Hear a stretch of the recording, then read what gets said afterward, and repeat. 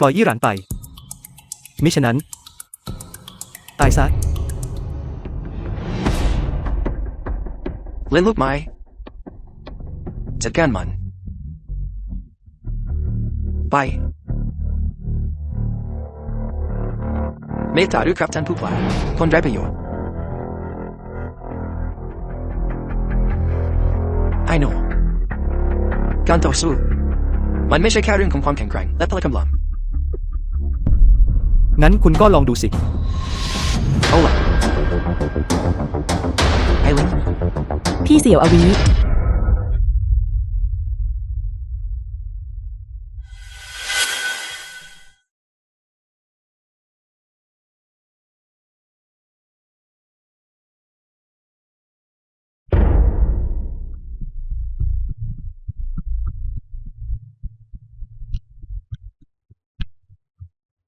พี่ชาย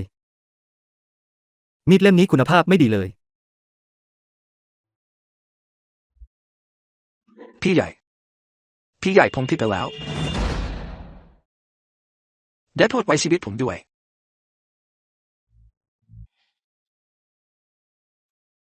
สายหัวไป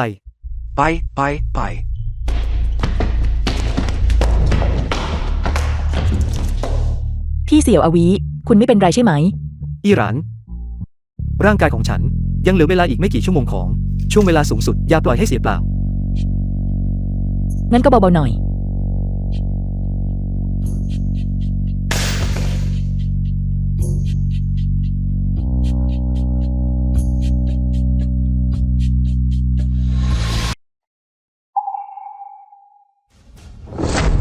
สถานีอวกาศอนาคต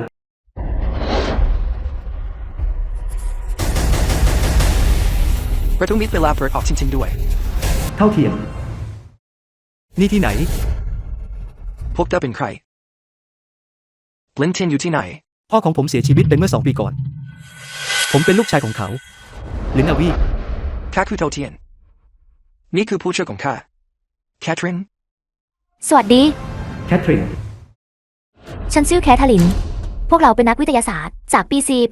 4080นี่คือสถานีทดลองอวกาศและเป็นที่เราได้พบกับพ่อของคุณนักวิทยาศาสตร์จากปี4080ถูกต้องอย่างที่เจ้าเห็นแม้ว่ายุคของเราจะก้าวหน้าทางเทคโนโลยีแต่มันล้วนอยู่บนรากฐานที่วางไว้ในยุคของเจ้ายุคของเราใช่ในยุคของเจ้าอดีตประธานสถาบันวิทยาศาสตร์วากัวคือบรรพบุรุษของข้าประธานสถาบันวิทยาศาสตร์หัวกัวบรรพบุรุษของคุณช่วยเลิกเรียนแบบวิธีพูดของเราได้ไหมขออภัยแท้จริงแล้วลูกไม้หล่นไม่ไกลต้นลูกหนูย่อมรู้ทางขุดรูหยุดเพิ่งทำได้แล้วในยุคของเรามลภาวะทางสิ่งแวดล้อมรุนแรงมากตอนนี้เราทำได้เพียงทำการทดลองในสถานีอวกาศแห่งนี้เราต้องการปรับปรุงสภาพแวดล้อมของโลกมันอยู่ที่นี่กับพ่อของเจ้าที่เราใช้เทคโนโลยีในอนาคตเพื่อแลกเปลี่ยนกับทรัพยากรของโลกดังนั้นสิ่งประดิษฐ์ทั้งหมดของพ่อผมคุณเป็นคนให้เขามาหรืออย่าพูดถึงพ่อของเจ้าแบบนั้นพ่อของเจ้าก็เป็นอัจฉริยะระดับสูงเขาก็อาศัยสิ่งประดิษฐ์ของเขาเพื่อมาที่นี่อย่างไรก็ตามเด็กน้อยเจ้าอยากจะร่วมมือกับข้าหรือไม่ร่วมมือกันใช่เลยคุณแค่ต้องใช้โทรศัพท์ของคุณถ่ายภาพหินและดินบางส่วนทางฝั่งของเราสามารถรับตัวอย่างทางกายภาพได้โดยตรงและรางวัลของคุณจะเป็นเทคโนโลยีจากโลกอนาคตของเราเป็นไงบ้างผมเชื่อว่าเราจะดาวน์โหลดแอปพลิเคชันลองในโทรศัพท์ของคุณดาวน์โหลดแอปข้างในจะมีสิ่งที่เราจะท้าให้รายชื่อเทคโนโลยีจากนั้นคุณก็สามารถเลือกสิ่งที่ชอบได้ตามสบายมันง่ายแค่นั้นเองต่อไปฉันยังคง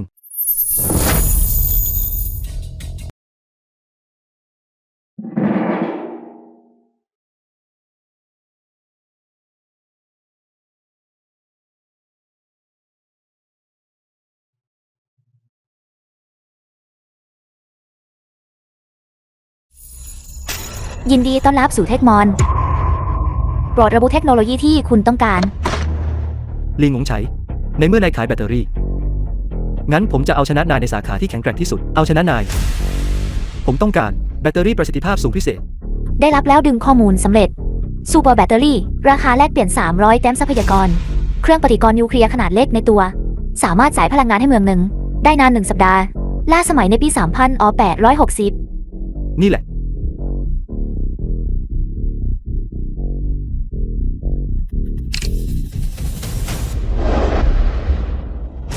ด้วยซูเปอร์แบตเตอรี่นี้ บริษัทพลังงานใหม่ทั้งหมดจะต้องล้มละลาย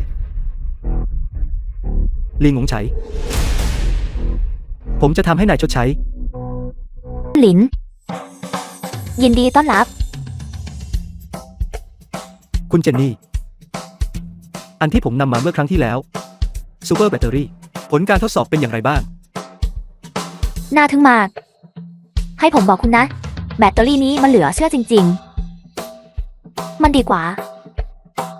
แบตเตอรี่ที่ดีที่สุดในตลาดปัจจุบัน เป็น10,000 เท่า มันเป็นเพียง สุดยอดเทคโนโลยี สมกับเป็นเทคโนโลยีแห่งอนาคตจริงๆ แม้แต่แบตเตอรี่ขนาดเล็กก็ยังทรงพลังได้ขนาดนี้ คุณหลิน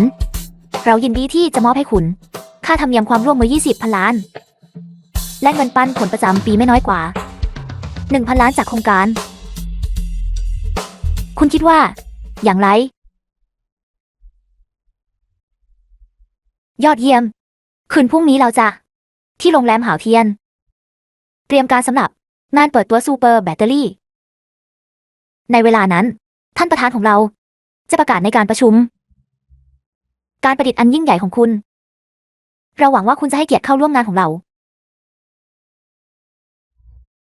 ผู้จัดการทั่วไปเจิญกลุ่มบริษัทชีเทียนได้เปิดตัวแบตเตอรี่สุดยอดในครั้งนี้ หวงซินหลง สำหรับอุตสาหกรรมอิเล็กทรอนิกส์ของคุณนี่เป็นโอกาสที่ดีเยี่ยมถึงตอนนั้นมันจะต้องขายดีเป็นเทน้ำเทใจอย่างแน่นอน เจิ้งเฉียน ผู้จัดการทั่วไปของคุณกำลังล้อเล่นแบตเตอรี่สุดยอดนี้สำหรับยานยนต์พลังงานใหม่ของคุณเป็นสิ่งสำคัญที่สุดตราบใดที่เราได้ร่วมมือกับทุนบริษัทจีเทียน ซูรุสาน ภาคโซนพลังงานใหม่จะต้องรุ่งเรืองอย่างแน่นอนสวรรค์สำหรับองค์กรในทีมเชิงของเราสวรรค์ก็ยังคงเมตตาอยู่มากเมื่อเราสรุปความร่วมมือได้เราจะพนึกกำลังกันเพื่อกำจัดพวกคู่แข่งที่ไม่สำคัญเหล่านั้นถูกต้องเลยตราบใดที่เราได้รับคุณสมบัติความร่วมมือกับแบตเตอรี่สุดยอดเราก็สามารถบรรลุการเป็นผู้นำในหมู่บริษัทไม่กี่แห่งและเข้าสู่ระดับโลก500อันดับแรก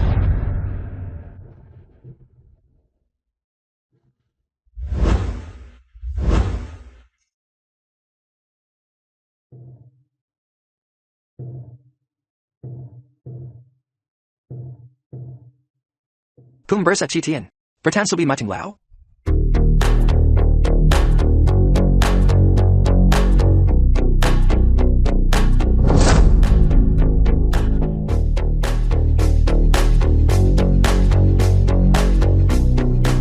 หยุดทุกคนเกิดอะไรขึ้นที่นี่บอกไปท่านประธานสวีไอคอนแกคืออย่างนี้ไม่รู้ว่าได้รับบาดเจ็บต่อมาแล้วแอคเข้ามาพวกเราแค่ช่วยท่านจัดการไอคอนได้ประโยชน์ท่านประธานสวีมาแล้วแกยังไม่รีบไปหรือต้องให้ฉันลงมือเองเลยหรือ หยุด ไม่ใช่หรอ แกกล้าเรียกเขาว่าคนไร้ค่าเหรอ ฉันว่าแกนั่นแหละ คือคนไร้ค่าในหมู่คนไร้ค่า แกไอ้โง่ คุณหลินถึงกับนำจดหมายเชิญ VIP ออกมา พวกแกไม่คิดเลยเหรอว่า เขาเป็นใคร ตัวตนคุณแกคืออยากจะมีตัวตนอะไรได้คุณเจนนี่คุณอาจจะเข้าใจผิดว่าเป็นคนอื่นหรือเปล่าใช่แล้วครับคุณเจนนี่คุณต้องเข้าใจผิดคิดว่าเขาเป็นคนอื่นแน่ๆเขาอาศัยอยู่ที่ไหนตัวตนของเขาเป็นอย่างไรฉันรู้ชัดเจนทั้งหมด โง่เง่า คุณหลินคนนี้ เป็นแขกผู้มีเกียรติที่ฉันนำ จดหมายเชิญ VIP ไปมอบให้ด้วยตัวเอง แกกล้าพูดเหรอว่าจดหมายเชิญ VIP ที่ฉันส่งไปเป็นของปลอม อะไรนะคุณเจนนี่นี่มันมาตรฐานแบบไหนกันนี่คือการเชื่อมต่อเขากับระบบจ่ายไฟของอาคารทั้งหลังต่อไปคุณลินเชญเลยครับ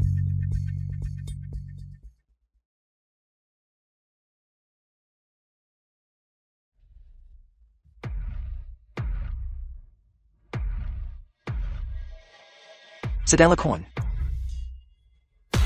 ปิดไฟ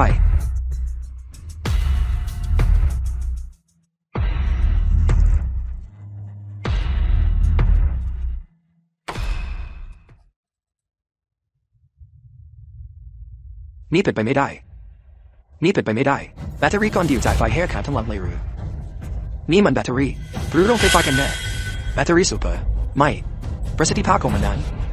ทรงพลังยิ่งกว่าแบตเตอรี่ซูเปอร์ซีอีฉันไม่เชื่อนี่ต้องเป็นเครื่องกำเนิดไฟฟ้าของโรงแรมที่ให้พลังงานแบตเตอรี่ก้อนเดียวไม่มีทางที่จะมีความจุมากขนาดนี้ได้พวกไร้ความสามารถที่มองไม่เห็นการไกลแค่การจ่ายไฟให้อาคารเดียว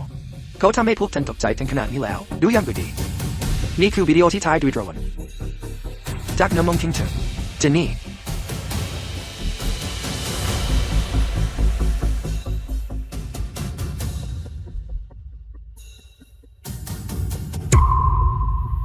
เป็นไปได้ไหมว่านี่คือสิ่งนั้น ต้อง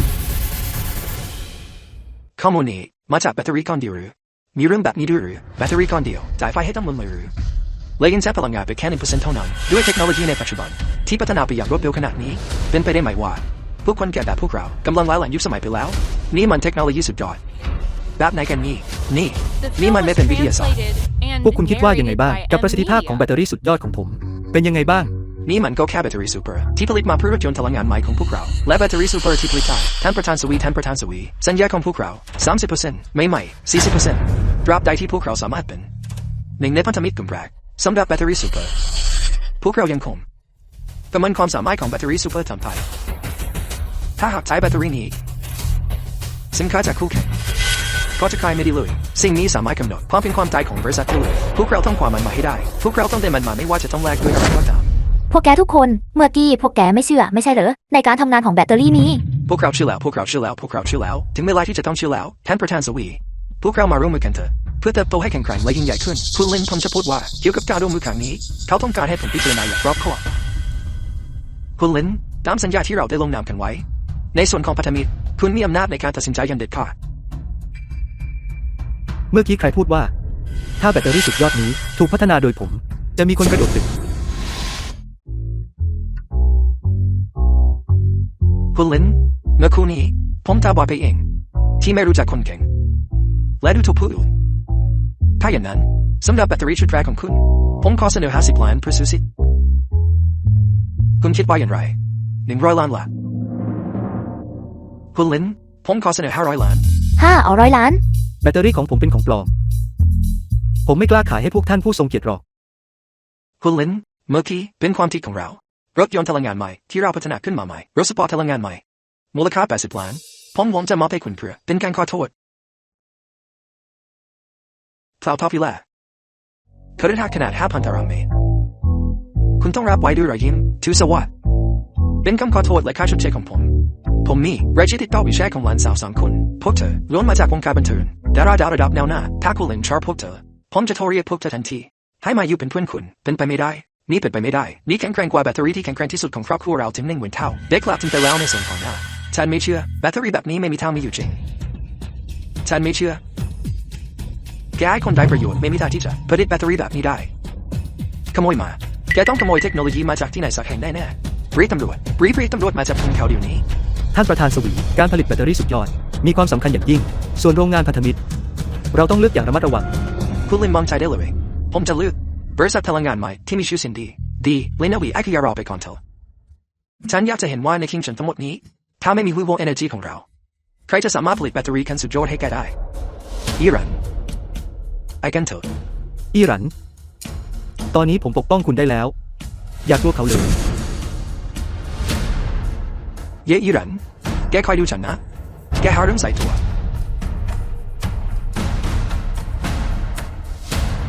อิรัน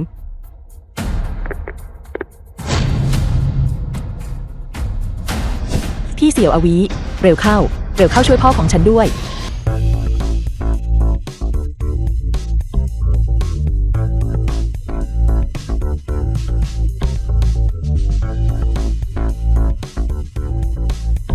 ผมหยิบมาเยอะขนาดนี้น่าจะพอแล้วใช่ไหม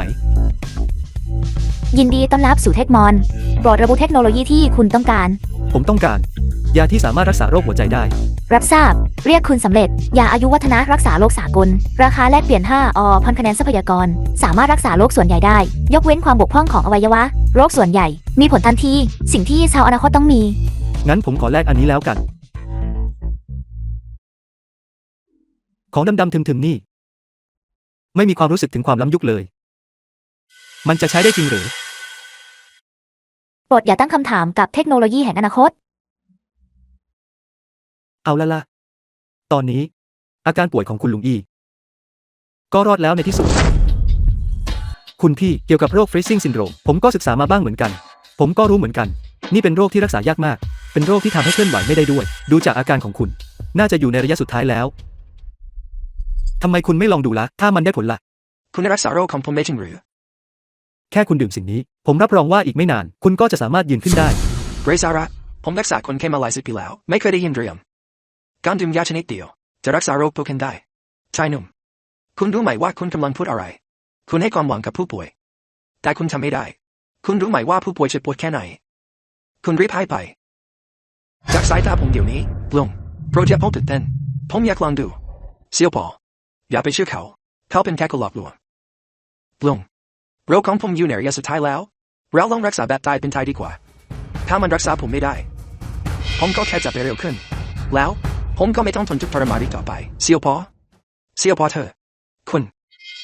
พวกในแคนติงคุณต้องไม่เชื่อเขาเด็ดขาดเราทุกคนดูดีว่าเขาเป็นแค่เด็กขยะเขาจะพัฒนายาได้อย่างไร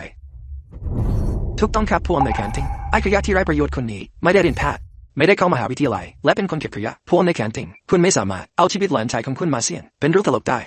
คุณพี่ ถ้าคุณไม่กล้าดื่ม ผมดื่มเป็นเพื่อนคุณได้ ไม่เป็นไรผมจะลองดู เอาล่ะ มาเลย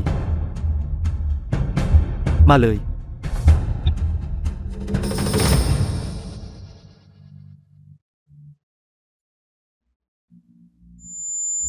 ยานี้มันไม่น่าจะมีประสิทธิภาพจริงๆใช่ไหมเป็นไปไม่ได้ผมรับประกันด้วยเกียรติของวิชาชีพ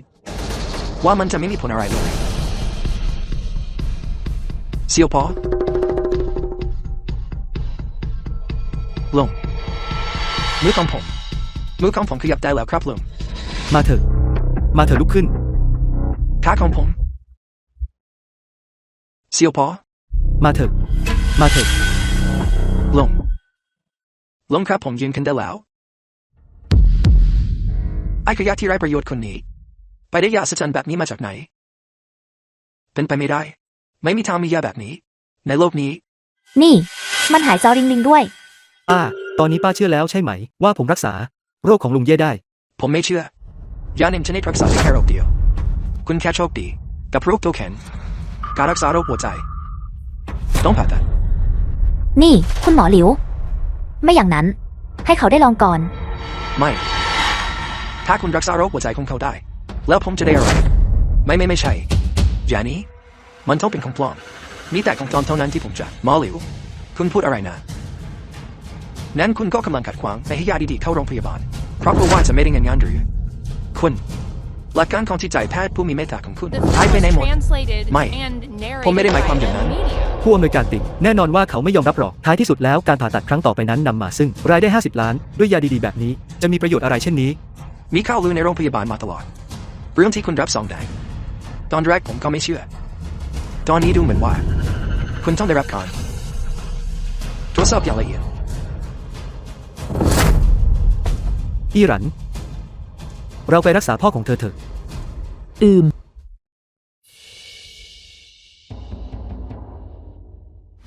เหมือนต้าพ่อของอีหรัน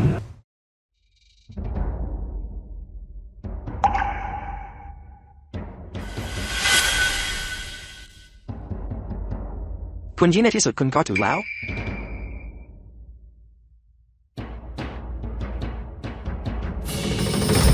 คุณยี่ในที่สุดคุณก็ตื่นแล้ว พ่อรู้สึกเป็นอย่างไรบ้าง หัวใจของผมไม่เจ็บแล้วมาเถอะ พ่อ ตอนนี้ผมหายใจได้สะดวกแล้ว ยานี้มันวิเศษจริง ๆ มันวิเศษมากอ ไอ้คนเก็บขยะบ้าๆนี่มันไปจะโชคหมาแบบไหนมาวะมันดันช่วยเขาไว้ได้จริง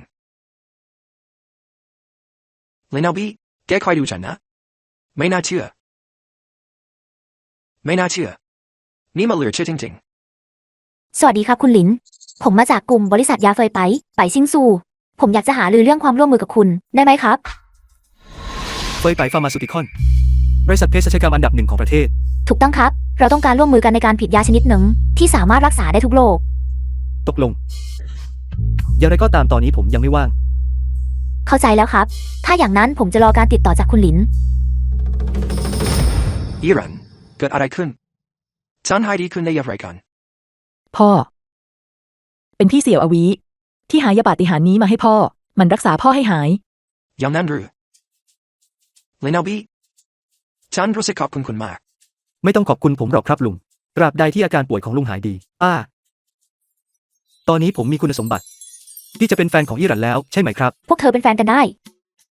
แต่ถ้าจะแต่งงานกับอี้หลานของเรา คุณยังต้องพยายามอีกมาก การทำงานหนักนี้ ผมต้องทำงานหนักถึงขนาดไหน ดูสิ อย่างแรกคุณต้องมีรถยนต์ใช่ไหมล่ะ แล้วก็บ้านใช่ไหมล่ะ แม่ แล้วก็เงินเก็บใช่ไหมล่ะ คุณจะมาคาดหวังให้อี้หลานของเรา ยังคงอยู่กับคุณในกองขยะนั่นได้ยังไงกัน ผมสงสัยว่ารถสปอร์ตมูลค่า80 ล้านเพียงพอหรือไม่ และวิลล่าในคลาวท็อปวิลล่าซึ่งผมสามารถเข้าครอบครองได้ในอีก 2-3 วัน พอแล้ว ฉันรู้แล้ว ตั้งแต่ครั้งแรกที่ฉันเห็นคุณ ฉันก็รู้สึกว่าคุณเป็นคนที่มีอนาคตไกล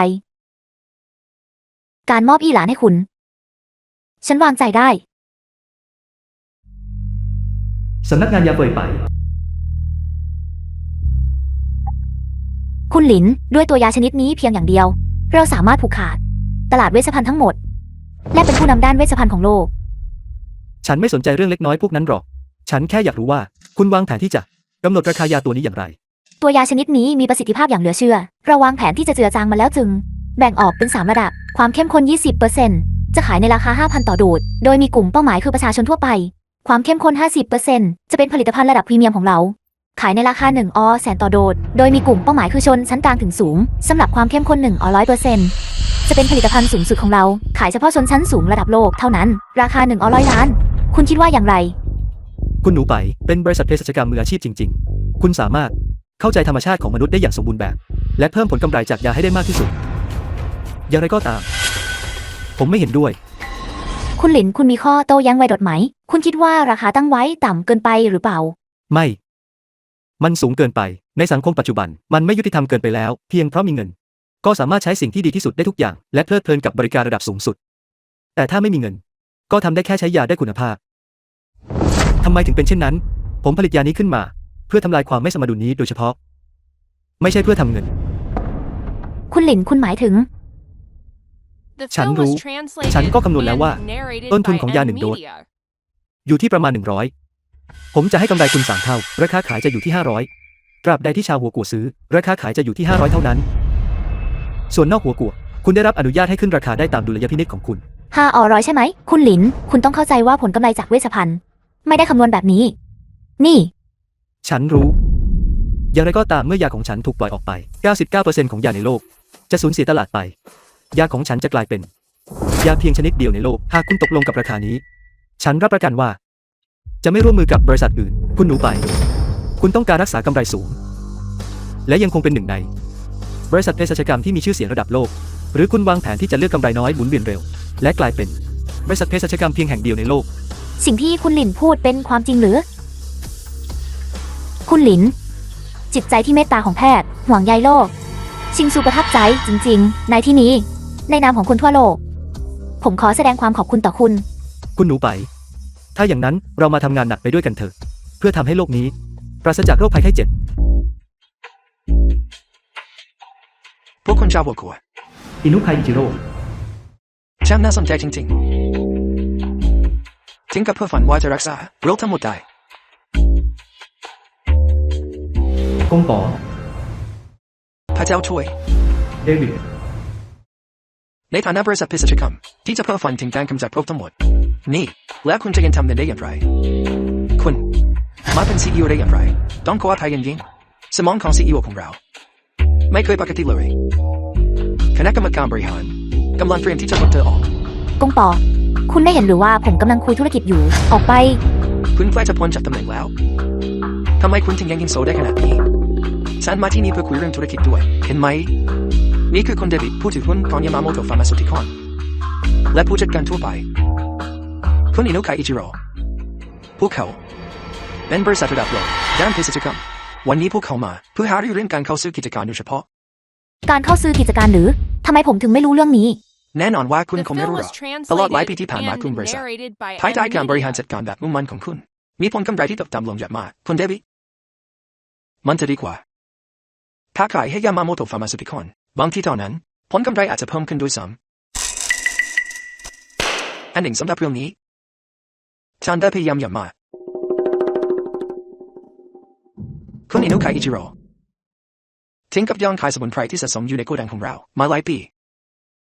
ให้กับคุณเดวิดนั่นเป็นเหตุผลที่พวกเขาเต็มใจที่จะเข้าสู่กิจการของเรา อะไรนะ คุณขายสมุนไพรที่เก็บไว้ทั้งหมดแล้วหรือ พวกนั้นคือของหัวกัว สมุนไพรที่แพงที่สุด สมบัติล้ำค่าที่สุดของกลุ่ม สมบัติงั้นหรือสมบัติอะไรกันก็แค่คงว่าจะพูดไรค่ะอีกอย่างนี้มันยุคไหนแล้วใครยังจะมาใช้แพทย์แผนจีนกันอีกการเก็บรากไม้และวัชพืชเหล่านั้นต้องใช้จ่ายเงินจำนวนมากในแต่ละปีเพื่อดูแลรักษาช่างสิ้นเปลืองอะไรเช่นนี้ท้ายทิ้งไปเสียดีกว่าในหัวครัวของคุณไม่มีใครใช้แพทย์แผนจีนอีกแล้วท้ายให้พวกเราดีกว่าท้ายที่สุดแล้วสายเลือดที่แท้จริงของแพทย์แผนจีนอยู่กับพวกเราวันนี้ฉัน ช่างหยิงพยองอะไรเช่นนี้ เจ้าคิดว่าแค่ได้เรียนรู้แง่มุมผิวเผินของแพทย์แผนจีนเพียงเล็กน้อย ก็สามารถอ้างตัวว่าเป็นสายเลือดแท้ของแพทย์แผนจีนได้แล้วงั้นหรือ ไม่ใช่หรือก็หนุ่มสาวในหัวครัวของคุณต่างก็ยังอยู่กับการเรียนแพทย์แผนตะวันตกและหาเงินไม่มีใครเรียนแพทย์แผนจีนเลยในขณะที่มีเพียงพวกเราวันนี้ฉันที่ไม่ละความพยายามที่จะเก็บเกี่ยวองค์ความรู้ด้านแพทย์แผนจีนเพื่อกิจการแพทย์แผนจีนอันยิ่งใหญ่นี้สร้างคุณูปการอลบเลือนไม่ได้นี่ไม่เพียงพอที่จะพิสูจน์ได้หรือว่า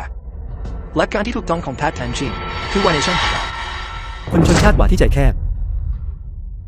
ปรมาจารย์ที่แท้จริงซ่อนอยู่ในหมู่ชาวบ้านทั่วไป วิธีการใช้ยาล้วนเปลี่ยนแปลงตลอดเวลาหยินหยางและท่าทั้งห้าคิดว่าได้เรียนรู้แพทย์แผนจีนมาเล็กน้อย แล้วก็อ้างตัวว่าเป็นผู้สืบทอดที่ถูกต้องของแพทย์แผนจีน ยามาโมโตฟาร์มาซูติคอนครอบคลุมสิทธิ์บาททั้งหมดของโรคสำหรับโรคที่ยากและซับซ้อนคุณมีอะไรที่จะมาเปรียบเทียบกับพานิชันได้ แค่สิ่งนี้ แค่สาขาเดียวก็สามารถเทียบเท่ากับบริษัทเภสัชกรรมทั้งหมดของพวกเจ้าได้แล้ว พวกเจ้าชาววัดกูช่างชอบโอวดมากขึ้นเรื่อยๆเอาขวดมันอะไรก็ได้แล้วอ้างว่ามันรักษาสารพัดโรคได้ทำไมคุณไม่พูดไปเลยว่าการดื่มยานี้สามารถทำให้เป็นอมตะและคงความยาวไว้ได้ให้ตายเถอะโลกนี้จะมีได้อย่างไรยาที่รักษาสารพัดโรคได้ แค่เพราะเมื่อก่อนไม่มี ไม่ได้หมายความว่าในอนาคตจะไม่มี ยาของหัวกัว ไม่ใช่สิ่งที่พวกเจ้าจะเข้าใจได้ ผู้จัดการทั่วไปคุณจะคือรักษาตำแหน่งของคุณตอนนี้ทิ้งกับร่วมมือกับคนขายยาปลอมคนนี้ได้อย่างไร ยาของคุณหลิน เราได้ทดสอบแล้ว และมันสามารถรักษาได้จริงถูกโรคทั่วไป อย่างนั้นหรือถ้าอย่างนั้นถ้าฉันดื่มยานี้ฝ่ามือของฉันที่ขาดไปหลายปีแล้วจะงอกกลับมาได้หรือ นี่ การสร้างแขนขาใหม่ยังไม่สามารถทำได้ ฉันจำได้ว่าในหัวของคุณมีคำกล่าวโบราณว่าวนหน้าให้ดูวันใช่ไหม มันก็แค่การสร้างอวัยวะใหม่ไม่ใช่หรือ มันจะยากอะไรนักหนา ฝ่ามือของฉันนี้ขาดไปหลายปีแล้วฉันได้ไปหาหมอดังๆทั่วโลกมามากมายและไม่มีใครรักษามันได้คุณเจ้าหัวขวดคุณบอกว่าคุณรักษาได้หรือ แล้วถ้าฉันรักษาได้ล่ะ เอาล่ะถ้าคุณรักษาได้ถ้าอย่างนั้นฉันจะพูดคำและเรียกแก ฉันไม่ต้องการลูกชายของคนป่าเถื่อนอย่างแก ถ้าฉันรักษาได้ งั้นแกก็พา คนนี้ออกไปจากหัวกัวซะ แกเอาล่ะถ้าแกไม่สามารถรักษามือของฉันได้ฉันจะทำให้แกเป็นข่าวสาเหตุการตายคือการฆ่าตัวตายด้วยบาดแผลกระสุนที่หลัง คุณหลินคุณมั่นใจไหม พวกเจ้ารออยู่ ข้าจะไปเอายา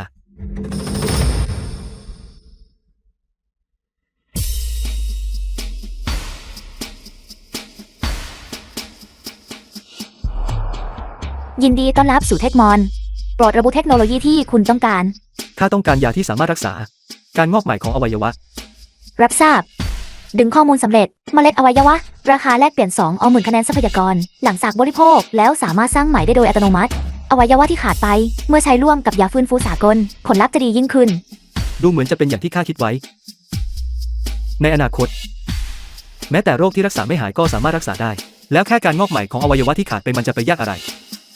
แค่ให้ข้า แค่แลกสิ่งนี้ให้ข้า ยาเม็ดกับยาปรุง ในโลกนี้ จะไม่มีโรคที่รักษาไม่หาย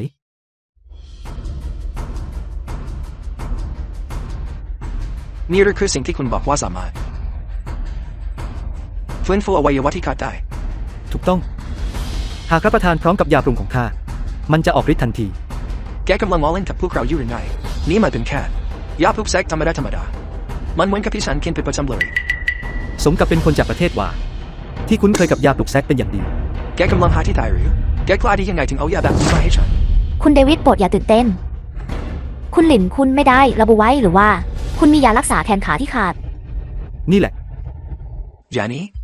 ถ้ามันสามารถฟื้นฟูอวัยวะที่ขาดได้ฉันจะควันทองตัวเองทันทีแกกำลังนำความอับอายมาสู่คุณพวกคุณมากเกินไปจริงๆฉันแนะนำให้แกมีสติ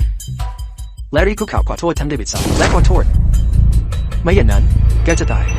โดยไม่รู้ตัวด้วยซ้ำคนบัวขวดแกจะต้องชดใช้ความหวังดีและถูกลงโทษ ถ้าท่านไม่เชื่อข้า ลองกินยาเม็ดนี้พร้อมกับยาปรุงนี้ แล้วท่านจะรู้เอง ไอ้สัตว์เลวท่านเดวิดมีฐานะสูงส่ง ท่านจะกินยาไรที่มาที่ไปแบบของคุณได้อย่างไรจริงด้วยยาของคุณดูน่าสงสัยอย่างชัดเจนถ้าท่านเดวิดมีปัญหาหลังจากกินยาพวกเราจะเป็นความอับอายของวงการแท้ทั้งหมดถึงตอนนั้น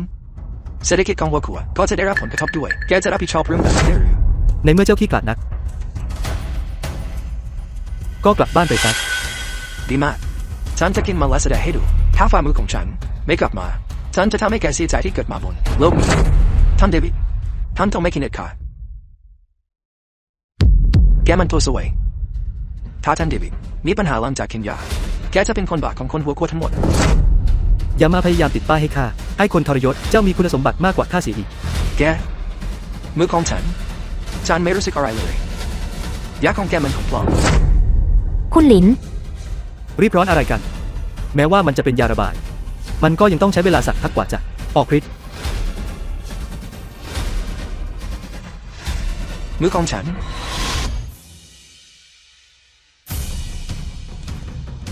โอ้พระเจ้ามือของฉันมอบกลับมาแล้ว สำเร็จ ยาของคุณหลินมีประสิทธิภาพจริง นี่มันเป็นไปไม่ได้ อะไรนะ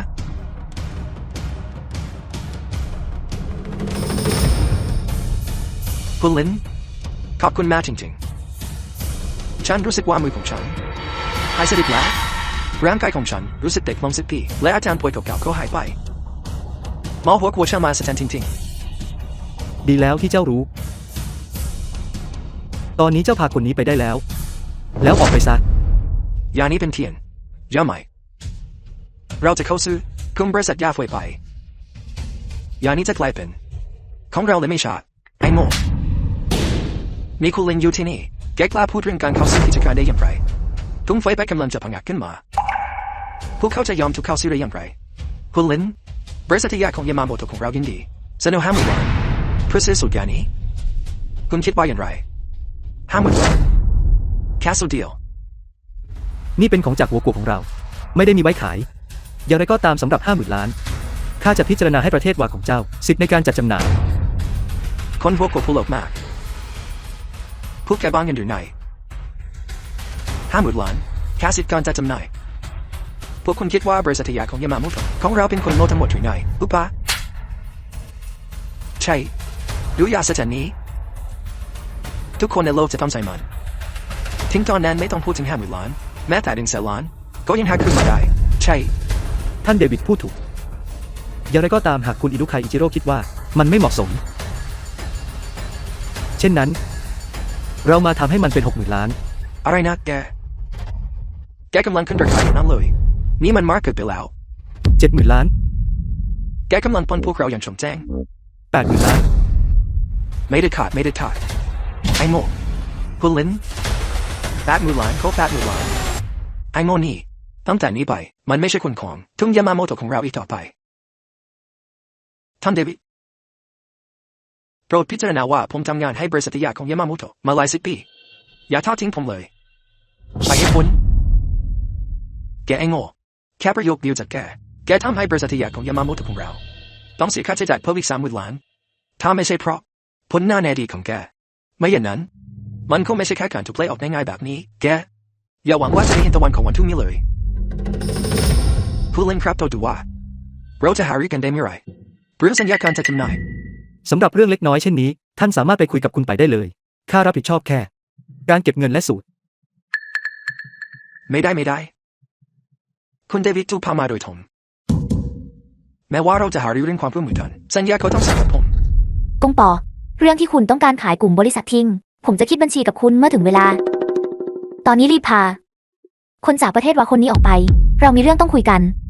ภายใต้การบริหารของคุณทุนบริษัทเกือบจะล้มละลายแล้วผมต้องการขายมันนั่นคือวิธีที่ดีที่สุดคณะกรรมการบริหารคงไม่มีใครไม่เห็นด้วยใช่ไหมครับ เราได้บรรลุข้อตกลงกับคุณหลินแล้ว เรื่องการเป็นหุ้นส่วนด้วยยา2 ชนิดนี้ คุณคิดว่าบริษัทของเราจะยังล้มละลายอีกหรือ ผู้เล่นครับเกิดเรื่องขึ้นที่ไซโคซังครับ คุณไปข้ามีเรื่องอื่นที่ต้องจัดการที่เหลือข้าฝากเจ้าด้วย ท่านประธานครับ สถานที่ก่อสร้าง ผู้จัดการซุนเกิดอะไรขึ้นทำไมงานถึงหยุดซุนคังเยเว่ ท่านประธานครับที่ดินใต้นี้ของเรา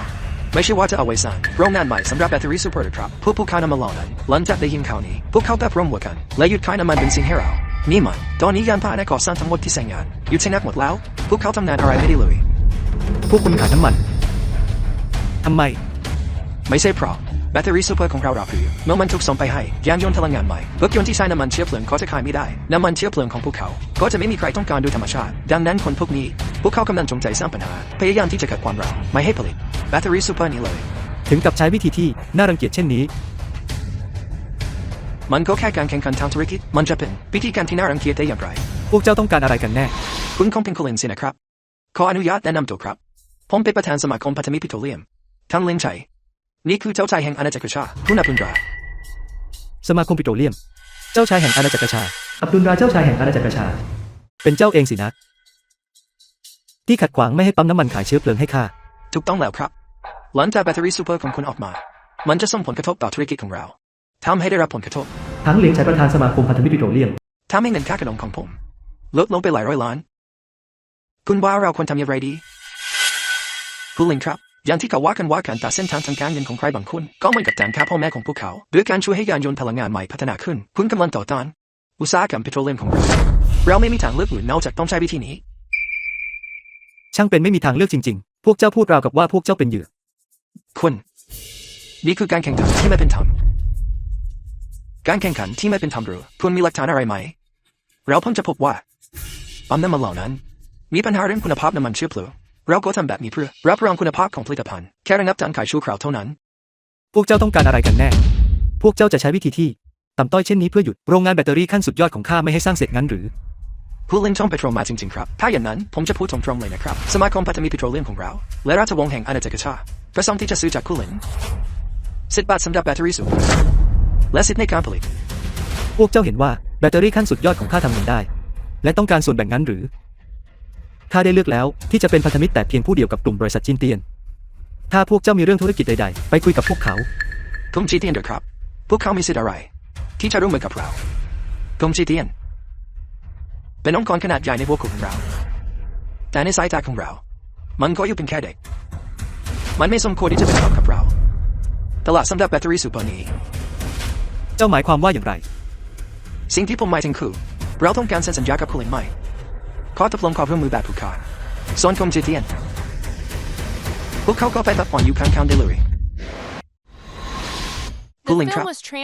กลุ่มจีเตียนของเรามองโลกในแง่ดีเกี่ยวกับคุณมาก ข้าได้เลือกแล้วที่จะเป็นพันธมิตรกับกลุ่มบริษัทจีนเตียนถ้าข้าจะร่วมมือกับพวกเจ้ามันจะถือเป็นการทรยศความไว้วางใจจากฝ่ายข้าเจ้าเลิกคิดเรื่องนั้นไปซะ พวกคนหัวโขกของคุณชอบทำเป็นหวังท่าแบบนี้แหละเมื่ออยู่ตอนนั้นเงินทองพรสื่อสัจจริตอะไรจะเหลืออยู่ถ้าคุณยืนกรานมันก็แค่ว่ายังเสนอเงินไม่มากพอคุณนับเป็นราผู้ถูกครับการแก้ไขข้อตกลงความร่วมมือทางธุรกิจเป็นเรื่องปกติมากหากผลประโยชน์ที่เสนอมาเพียงพอข้อตกลงใดๆสามารถเซ็นใหม่ได้คุณกังวลเรื่องค่าปรับจากการผิดสัญญาใช่ไหมไม่ต้องพูดเรื่องนั้น ผมมีเงินซ่อนตัวเยอะแยะผมได้รับผิดชอบค่าปรับจากการผิดสัญญานี้เองและผมยังสามารถให้คุณได้เมื่อเทียบกับต้นบริษัทชินเทียนค่าเซ็นสัญญาที่สูงกว่า10 เท่าวันนี้แหละคุณลินคุณไม่รู้เลยว่าตลาดของมันใหญ่แค่ไหนค่าคุณบริษัทชินเทียนมันไม่มีความสามารถพอที่จะจัดการงานใหญ่ขนาดนี้ได้แต่พวกเราสามารถโปรโมทซูเปอร์แบตเตอรี่ไปทั่วโลกได้ความแข็งแกร่งของเราคุณก็เห็นแล้วไม่ใช่หรือแค่คำพูดเดียวจากผมคุณก็ไม่สามารถเริ่มดำเนินการได้ดังนั้นการร่วมมือกับเราคือทางเลือกที่ฉลาดที่สุดของคุณ เอาล่ะ เป็นนายทุนจริง ๆ หรือ ด้วยอิทธิพลที่กว้างขวางเช่นนี้ คุณยกย่องผมเกินไปแล้วคุณยกย่องผมเกินไปแล้วคุณเห็นไหมในมือของเรา แต่สิ่งที่ข้าเกลียดที่สุดคือพวกนายทุน คุณอะไรนะคุณหมายความว่าอย่างไง ข้าจะไม่ยอมอย่างเด็ดขาดกับพวกเจ้าที่เหยียบย่ำหัวคนทำงาน และเป็นนายทุนที่เอารัดเอาเปรียบมาร่วมมือกัน พวกเจ้าผูกขาดช่องทางยึดครอง 90% ของความมั่งคั่งในโลกนี้ และตอนนี้พวกเจ้ายังต้องการที่จะเข้ามาวุ่นวายกับแบตเตอรี่ขั้นสุดยอดของข้าอีก นั่นมันแค่ฝันไปเท่านั้น คุณลินคุณรู้ไหมว่าคุณกำลังพูดเรื่องอะไรอยู่ แน่นอนว่าข้าทำตอนนี้เจ้าไม่รู้สึกหรือว่า อาณาจักรของเจ้ากำลังจะล่มสลาย เจ้าจึงรีบหาแหล่งทำเงินอื่นอีกหรือ ราคาน้ำมันที่พวกเจ้าควบคุมมาก่อนส่งผลกระทบต่อชื่อเสียงของหัวโกของเรา ตอนนี้พวกเจ้ายังต้องการใช้แบตเตอรี่ขั้นสุดยอดของข้าเพื่อทำเงินจากหัวโกอีกหรือ ข้าจะบอกให้ เป็นไปไม่ได้ พูดได้ดีคุณลินอย่าอบกันอยู่พลังงานใหม่ยังไม่ได้พัฒนาอย่างจริงจังเลยมันยังคงเป็นยุคอุตสาหกรรมน้ำมันของเราถ้าคุณทำให้ผมโกรธไซโคสร้างของคุณจะไม่สามารถซื้อน้ำมันเชื้อเพลิงได้แม้แต่นิดเดียว ใครจะสนเชื้อเพลิงของพวกเจ้า ข้าจะบอกให้ แม้ไม่มีเชื้อเพลิง เราก็ยังสามารถเริ่มงานได้ ความก้าวหน้าของพลังงานใหม่ ไม่ใช่สิ่งที่คุณจะหยุดได้ ถ้าไม่มีน้ำมันเชื้อเพลิงรถก่อสร้างของคุณก็เป็นแค่คุณจะเริ่มงานได้อย่างไรหัวครัวของคุณไม่ใช่พวกที่คุณชื่อว่าเป็นพวกบ้าโครงสร้างพื้นฐานหรอกหรือบางทีคุณอาจจะขุดด้วยพลูหรือแบกของโบราณ เดิมที่มีบางสิ่งที่ผมไม่อยากนำออกมา แต่ในเมื่อมันมาถึงขั้นนี้แล้ว ผมก็จะนำมันออกมาแต่เนิ่นๆเพื่อยุติการควบคุมน้ำมันทั่วโลกของคุณ ดูเขาสิเขามารู้แล้วตอนนี้เขาเริ่มพูดจาไร้สาระแล้วผมโทษว่าคนหัวโคอย่างพวกคุณชอบโอวดมากขนาดนี้ถ้าคุณสามารถยุบอุตสาหกรรมน้ำมันได้ผมจะคุกเข่าลงทันทีแล้วเรียกคุณว่าพ่อ ไม่เชื่อผมหรือ คอยดูเถอะ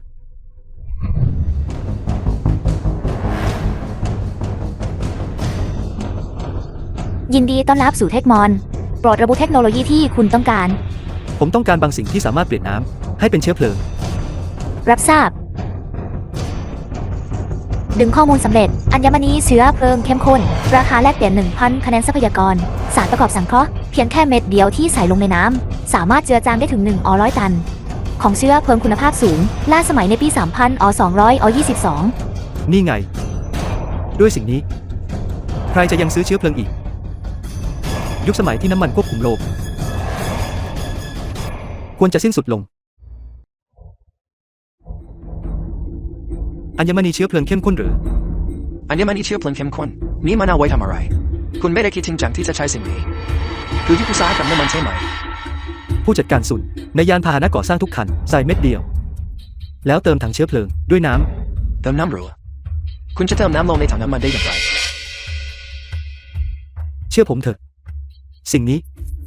สามารถเปลี่ยนน้ำให้เป็นเชื้อเพลิงได้ ผมไม่ได้ยินผิดไปใช่ไหมน้ำกลายเป็นน้ำมันทำไมคุณเนตพูดว่าคุณสามารถเปลี่ยนหินให้เป็นทองได้ล่ะท่านประธานทำคุณแน่ใจนะว่าคนที่เราเจอเป็นคนที่ใช่คนนี้เป็นแค่คนบ้า ผมสามารถประดิษฐ์แบตเตอรี่สุดยอดได้ แล้วทำไมผมจะประดิษฐ์สิ่งที่เปลี่ยนน้ำให้เป็นเชื้อเพลิงไม่ได้ล่ะ คุณรู้บ้างไหมว่าคุณกำลังพูดอะไรอยู่น้ำสามารถกลายเป็นเชื้อเพลิงได้หรือคุณเคยไปโรงเรียนบ้างไหม อย่าใช้ความไม่รู้ของคุณ มาอย่างถึงความมหัศจรรย์ของผมสิจริงไหม เอาล่ะผมอยากจะเห็นว่าคุณจะเปลี่ยนน้ำให้เป็นเชื้อเพลิงได้อย่างไรถ้าคุณทำไม่ได้ผมจะให้คนทั้งโลกรู้ว่าคุณผู้ประดิษฐ์ซูเปอร์แบตเตอรี่เป็นแค่คนหลอกลวงคนหลอกลวงเอาละล่ะโอพระเจ้าผมต้องเห็นอะไรไปเนี่ยเอาละล่ะ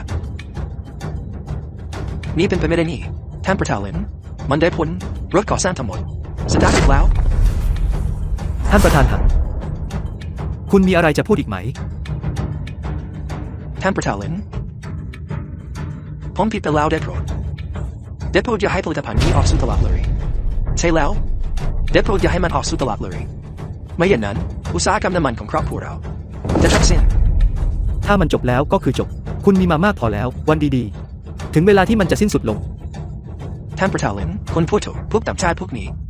ทำเงินได้มากมายในวงการของเราถึงเวลาที่พวกเขาจะต้องคืนมาแล้วท่านประธานลินถ้าท่านมอบสารเสริมเชื้อเพลิงเข้มข้นนี้ให้กับพวกเราสมาคมพันธมิตรตรงนี้พวกเราจะช่วยท่านให้ได้มาซึ่งผลกำไรที่ยิ่งใหญ่กว่าเดิมอย่างแน่นอนท่านประธานถังคุณทรยศพวกเราจริงๆด้วย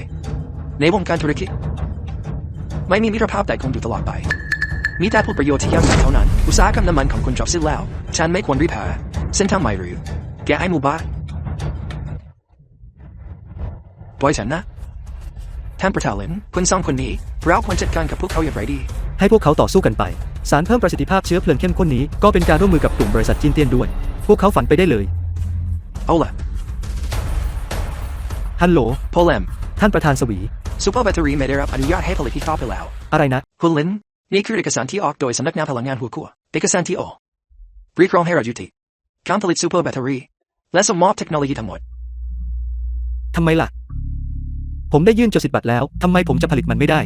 นี่ก็เป็นความผิดพลาดของฉันเองซูเปอร์แบตเตอรี่นี้เป็นของหัวขั้วโดยธรรมชาติที่ทางการวิจัยเชิงกลยุทธ์ชื่อที่เราใช้ต้องผ่านการตรวจสอบอย่างเป็นทางการและเทคโนโลยีเฉพาะต้องได้รับการอนุมัติ ก็ได้ มันก็เหมือนกับว่าถ้าผมประดิษฐ์ระเบิดนิวเคลียร์ ผมก็ยังต้องมอบมันให้ทางการ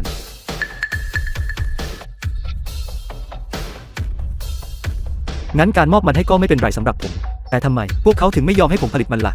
เอกสารฉบับนี้แม้ว่าจะออกโดยสำนักงานพลังงานแต่แท้จริงแล้วเป็นคำสั่งจากตระกูลเซลในปักกิ่ง ตระกูลเซิ่งในปักกิ่งหรือ ตระกูลเซลในปักกิ่งเป็นดินในตระกูลชั้นนำของหัวขั้วพวกเขามีความสัมพันธ์ในภาคส่วนทหารการเมืองและธุรกิจฉันสงสัยว่าพวกเขาให้ความสนใจในเทคโนโลยีซูเปอร์แบตเตอรี่และต้องการนำกลับไปผลิตเอง ไม่ว่าพวกเขาต้องการอะไร ผมก็ต้องให้พวกเขา ไม่มีกฎหมายแล้วหรือ กฎหมายหรือในหัวขั้ว เซิ่งเทียนฟางคุณชายรองแห่งตระกูลเซิ่ง ตระกูลเซลของฉันคือกฎหมายนี่คือคุณชายรองแห่งตระกูลเซลเลนเอาบีคุณชายเซลมาถึงด้วยตัวเองแล้วทำไมนายไม่ลุกขึ้นมาทักทายฉัน เป็นคุณจริงๆด้วย แล้วไม่ล่ะเทคโนโลยีแบตเตอรี่คันโซนี้มีเพียงตระกูลเซลเท่านั้นที่มีคุณสมบัติในการผลิตแม้ว่านายจะเป็นคนประดิษฐ์มันขึ้นมามันก็ยังไม่เปลี่ยนแปลงความจริงคือว่านายเป็นขยะคุณคือเลนเอาบีฉันจะให้คุณสองทางเลือกหนึ่งส่งมอบเทคโนโลยีซูเปอร์แบตเตอรี่สองหรือใช้ชีวิตในคุกคุณจะเลือกอย่างไร ผมไม่ได้ทำผิดกฎหมาย ทำไมผมต้องติดคุก คุณชายเซิงบอกว่านายทำที่กฎหมายนั้นนายก็ทำที่กฎหมายเลนเอาบีอย่าคิดว่าแบตเตอรี่อะไรก็ตามที่นายพัฒนาขึ้นมาจะเรียกว่าแบตเตอรี่คันสูได้แค่จากจุดนี้ตระกูลเซิงก็สามารถยึดเทคโนโลยีของนายได้คุณชายเซิงเราสามารถพูดคุยกันอย่างเป็นมิตรได้คุณลินเป็นผู้ผลิตสิ่งนี้ก็เพื่อประโยชน์ของทุกคนคุณต้องการอะไรก็แค่บอกมาเราจะให้ความร่วมมืออย่างแน่นอนผู้อำนวยการสวีเป็นคนมีเหตุผลถ้าอย่างนั้นฉันจะพูดง่ายๆปิดสายการผลิตส่งมอบเทคโนโลยีซูเปอร์แบตเตอรี่แค่ส่งมอบให้ฉันก็พอคุณทำได้ไหมคุณชายเซิงการส่งมอบเทคโนโลยีไม่ใช่ปัญหาแต่ถ้าตอนนี้เราปิดสายการผลิตบริษัทของเราก็จะประสบความเสียหายอย่างหนักเรายังมีแบตเตอรี่จำนวนมากจากบริษัทใหญ่ๆที่ยังไม่ได้ส่งมอบนั่นเป็นปัญหาของคุณหากไม่ได้รับการอนุมัติจากตระกูลเซิงไม่มีใครได้รับอนุญาตเพื่อผลิตแบตเตอรี่คันโซล ตระกูลเซิ่งของคุณนี่มันจริงๆเลยเกินไปแล้วที่นี่พวกคุณคิดว่าปิดท้องฟ้าด้วยมือข้างเดียวได้หรือไง ไอ้ขยับเลยช่างสายตาเซนซิจริงฉันบอกนายแล้วไหนคุณคอนเน็กไม่ถึงเลยชีวิตของชนชั้นสูงทำไมคุณถึงยังดื้อในภาพพลังงานตระกูลเซิงสามารถทำอะไรก็ได้ทำใจชอบถ้าเซาเซิงต้องการให้คุณตายภายในยามสามคุณก็ไม่มีทางรอดพ้นจากหน้าไปได้แน่นอนทำไมคุณถึงเสียเวลาพูดกับเขาฉันจะถามคุณอีกครั้งคุณจะส่งมอบมันหรือไม่ส่งมอบมันมาเราสามารถส่งมอบมันได้แต่เซาเซิงท่านพอจะให้เวลาพวกเราบ้างได้ไหมเพื่อดำเนินการให้เสร็จสิ้นคำสั่งสื่อนี้เราจะปิดสายการผลิตทันทีถ้าผู้มีฉันเห็นโรงงานของพวกคุณยังคงดำเนินการอยู่คุณก็รอให้โรงงานของคุณถูกปิดได้เลยคุณชายเซิงคนเราควรแสดงความผ่อนทนเท่าที่จะทำได้ผมสวีวันอยู่ในวงการธุรกิจมาหลายปีแล้วสร้างเนื้อสร้างตัวมาและผมก็มีเส้นสายของตัวเองและความสามารถอย่าผลักดันพวกเรามากเกินไปแล้วถ้าเราผลักดันคุณจนถึงที่สุดละถ้าคุณเซิงจำเป็นต้องคำนึงถึงความรู้สึกของคุณเวลาทำอะไรในแง่ของอำนาจใครจะเทียบเซาเซิงได้ ฉันแนะนำให้คุณหยุดการผลิตเสียด้วยดีเมื่อถึงเวลาหากคำสั่งซื้อไม่เสร็จสมบูรณ์พวกเราวิวง energy แต่ฉันยินดีช่วยอย่างยิ่ง รังแกคนอื่นโดยอาศัยอำนาจคนอื่น แล้วไม่ล่ะก็ยังดีกว่าแกที่ไม่มีพื้นเพอะไรเลยไอ้สัตว์เลวใช่ไหมอย่าคิดว่าแค่โกคาบริษัทที่เทียนแล้วจะไร้กังวลตอนน้ำนัดและอิทธิพลที่แท้จริงแกก็เป็นแค่ตดไม่ว่าแกจะวิจัยมากแค่ไหนแกก็ยังเป็นแค่ตดผู้อำนวยการสวีคืนนี้ฉันต้องเห็นข้อมูลเทคโนโลยีแบตเตอรี่คันสูงมิฉะนั้นคุณก็รอให้ถูกปิดผนึกได้เลยคุณลิมโทษวางใจได้ผมสวีวันอยู่ในวงการธุรกิจมาหลายปีแล้วและผมก็มีเส้นสายอยู่บ้านผมมั่นใจว่าจะนำเทคโนโลยีแบตเตอรี่คันสูงกลับมาได้ เทคโนโลยีแบตเตอรี่สุดยอดผมไม่กังวลเรื่องนั้นเพียงแต่ตระกูลเซิ่งมีอำนาจมาก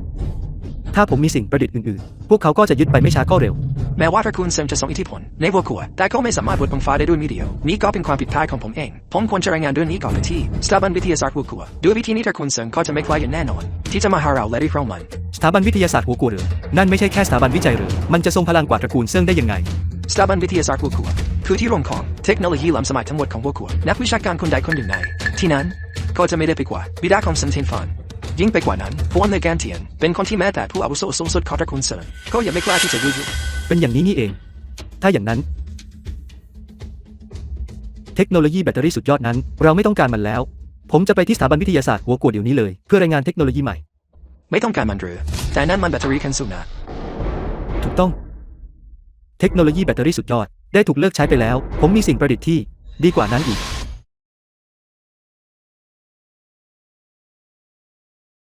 สถาบันวิทยาศาสตร์หัวกู คุณมาทำอะไรที่นี่ ผมมีสิ่งประดิษฐ์ผมต้องการรายงานมันต่อสถาบันวิทยาศาสตร์ สิ่งประดิษฐ์หรือไปที่สำนักงาน10 บาทโดยตรงเลย หลิวหยาง สถาบันวิทยาศาสตร์ของเราที่นี่ไม่รับสิ่งประดิษฐ์เล็กๆน้อยๆของคุณหรอก แต่นี่คือสิ่งประดิษฐ์ที่สำคัญมากมันสามารถเปลี่ยนโลกทั้งใบได้ อีกคนแล้ว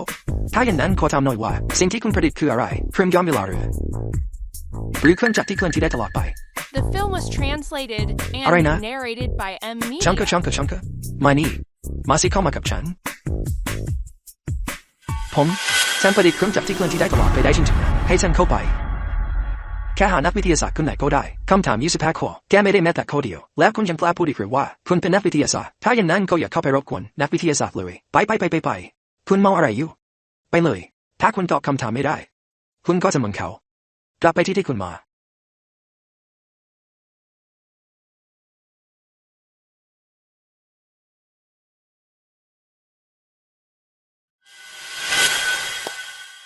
คุณหมายความว่ายังไง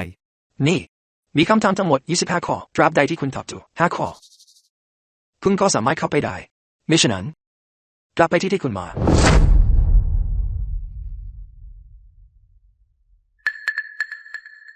ใครก็ตามที่สามารถแก้ปัญหาเหล่านี้ได้น่าจะได้รับรางวัลโนเบลถ้าคุณตอบไม่ได้คุณก็กลับไปได้เลยพวกนักวิทยาศาสตร์ชาวบ้านอย่างคุณชอบใช้เวลาทั้งวันมาคุณคิดที่นี่เรื่องยังเคลื่อนจากที่เคลื่อนที่ได้ตลอดไปแล้วก็มาที่สถาบันวิทยาศาสตร์เพื่อสร้างความฮือฮาถ้าคุณตอบคำถามพวกนี้ไม่ได้ด้วยซ้ำก็อย่าคิดที่จะเข้ามาเลยเอาล่ะคุณคิดจริงๆหรือว่าผมเป็นหนึ่งในพวกนักต้มตุ๋นใช่ไหมคุณยังตอบคำถามพวกนี้ไม่ได้ด้วยซ้ำคุณจะทำอะไรกับพวกเขาก็ได้มันก็แค่ตอบคำถามไม่ใช่หรืองั้นผมจะทำให้คุณดูเอาละไปทำเลยฉันจะรอคุณที่ทางเข้าอ๋อใช่ฉันแนะนำคุณว่าอย่าค้นหาออนไลน์สำหรับคำถามพวกนี้หากไม่มีความรู้ในระดับหนึ่งการค้นหาก็จะไม่ได้ผลอะไรเลย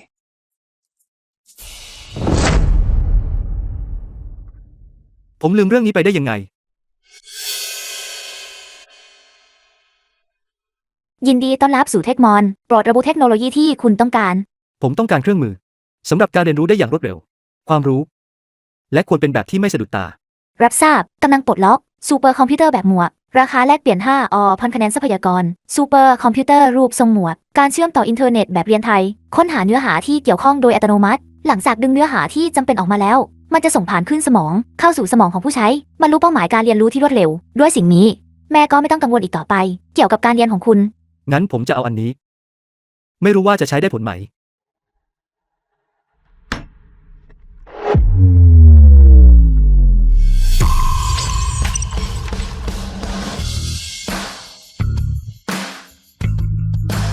ง่ายนิดเดียว รากฏว่าคำถามเหล่านี้ทั้งหมดง่ายมาก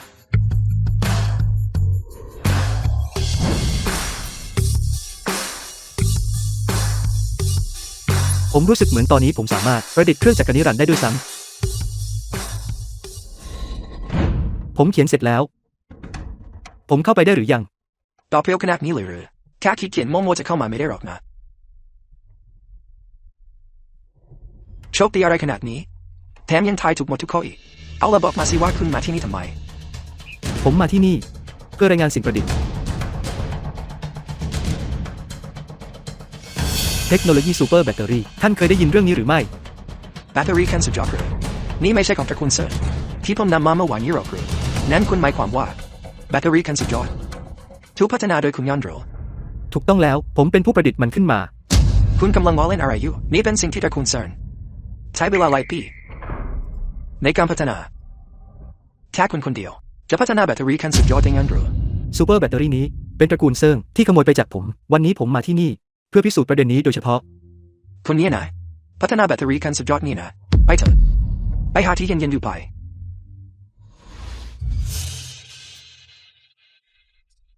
ผมได้ยื่นขอใบรับรองสิทธิ์บัตรที่นี่แล้ว ฉันพบนึกขึ้นได้เมื่อวานนี้ตอนที่คนจากตระกูลซังมาพวกเขาพูดถึงว่าตอนที่พวกเขากำลังพัฒนาแบตเตอรี่คันสุดยอดมันถูกขโมยไปโดยใครบางคนสิ่งนี้ทำให้สิทธิ์บัตรของพวกเขาถูกจดทะเบียนล่วงหน้าโดยคนอื่นสุดท้ายพวกเขาก็ทำได้แค่ใช้ชื่อแบตเตอรี่พลังโซนนั้นคุณก็คือคนที่ขโมยแบตเตอรี่พลังโซนและจดทะเบียนล่วงหน้าเป็นแบตเตอรี่คันสุดยอดนั้นหรือเป็นคนนี้เอง ไม่จริงพวกเขาพูดเหลวไหลเทคโนโลยีของผมนี้ถูกตระกูลเซิงขโมยไปในแง่นี้กลุ่มจีเตียนสามารถพิสูจน์ประเด็นนี้ให้ผมได้ กลุ่มบริษัทชินเทียนหรือคุณกำลังพูดถึงบริษัทนั้นที่หุ้นโรงดิ่งลงมาตลอด2 วันนี้บริษัทที่กำลังจะล้มละลายงั้นหรือนั้นพวกเขาก็สมคบคิดกับคุณเพื่อขโมยเทคโนโลยีของตระกูลเซินและตอนนี้พวกเขาก็ถูกตระกูลเซินกดดันแล้ว ทำไมท่านถึงไม่เชื่อว่าพวกเขาขโมยเทคโนโลยีของผมไป ตระกูลเซินมีอำนาจอะไรขนาดนั้นคุณมีอำนาจอะไรพวกเขาจำเป็นต้องขโมยเทคโนโลยีของคุณด้วยหรือ ผมไม่คาดคิดเลยว่าอิทธิพลของตระกูลเซิงจะแผ่ขยายไปไกลถึงเพียงนี้แม้แต่สถาบันวิทยาศาสตร์หัวกัวก็อยู่ภายใต้การควบคุมของพวกเขาแล้ว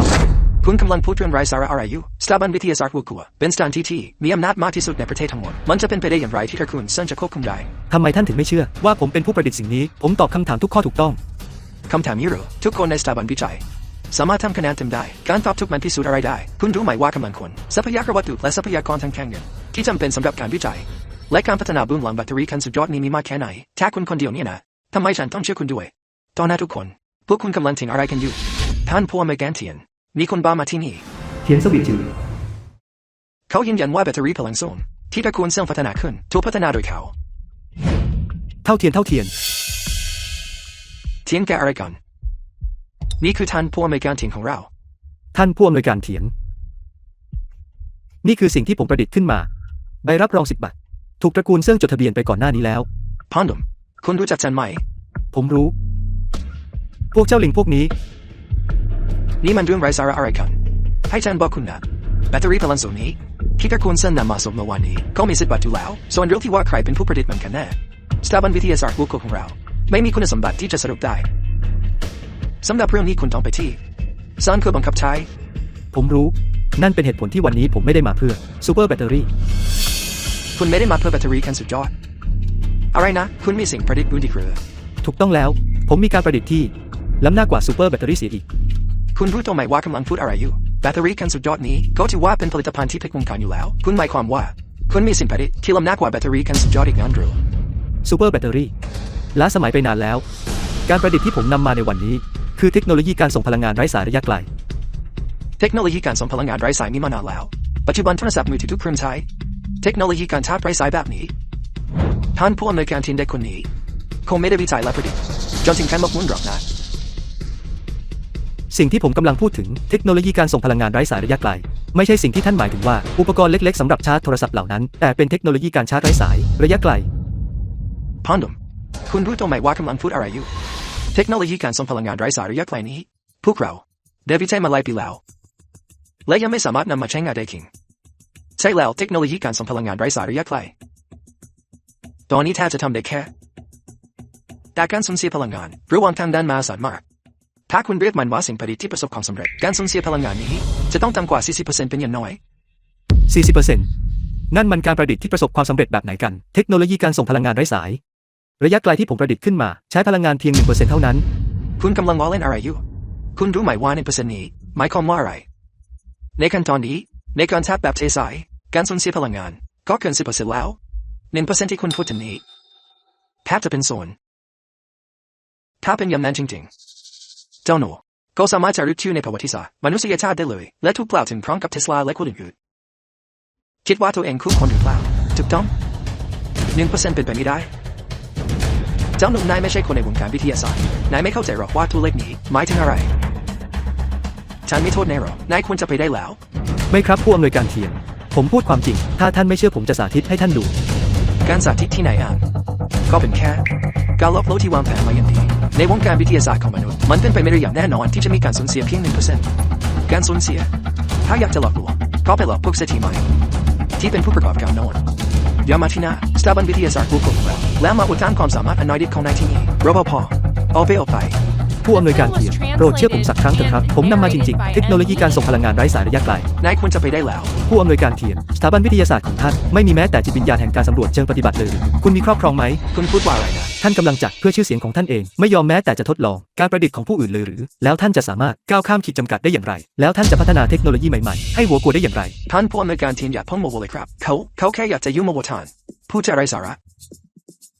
รปภพาเขาออกไปจากที่นี่ไปเดี๋ยวก่อนถ้าเทคโนโลยีของคุณมีปัญหาผมจะส่งคุณไปที่สายบังคับคดี ไม่มีปัญหา เข้ามากับผม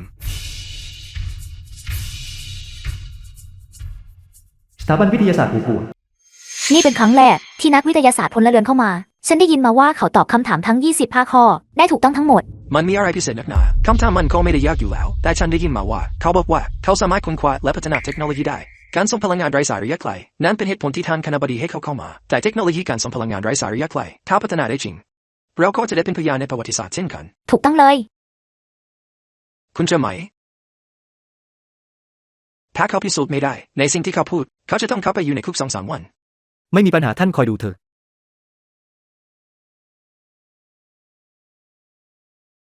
ผู้อำนวยการเทียนดูสิครับนี่คือสายชาร์จคอมพิวเตอร์มันติดตั้งโมดูลเทคโนโลยีการส่งพลังงานไร้สายระยะไกลนี่คืออะแดปเตอร์ชาร์จมันก็มีโมดูลอยู่ข้างในเช่นกันตราบใดที่ท่านเสียบอะแดปเตอร์ชาร์จนี้เข้ากับปลั๊กพ่วงคอมพิวเตอร์ก็สามารถชาร์จได้ไม่ว่าจะวางอยู่ที่ไหนทั้ง2 อย่างสามารถชาร์จได้เอาละสาธิตเลย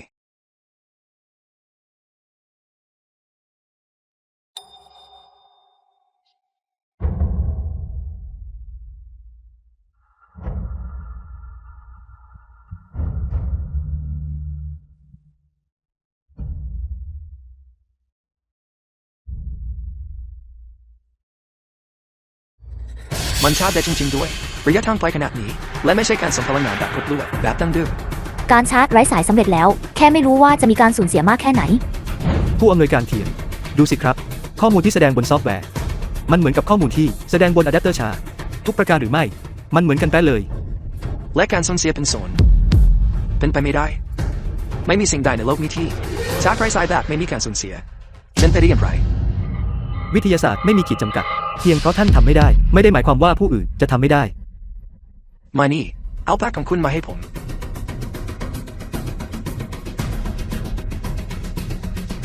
คุณคอยดูเถอะ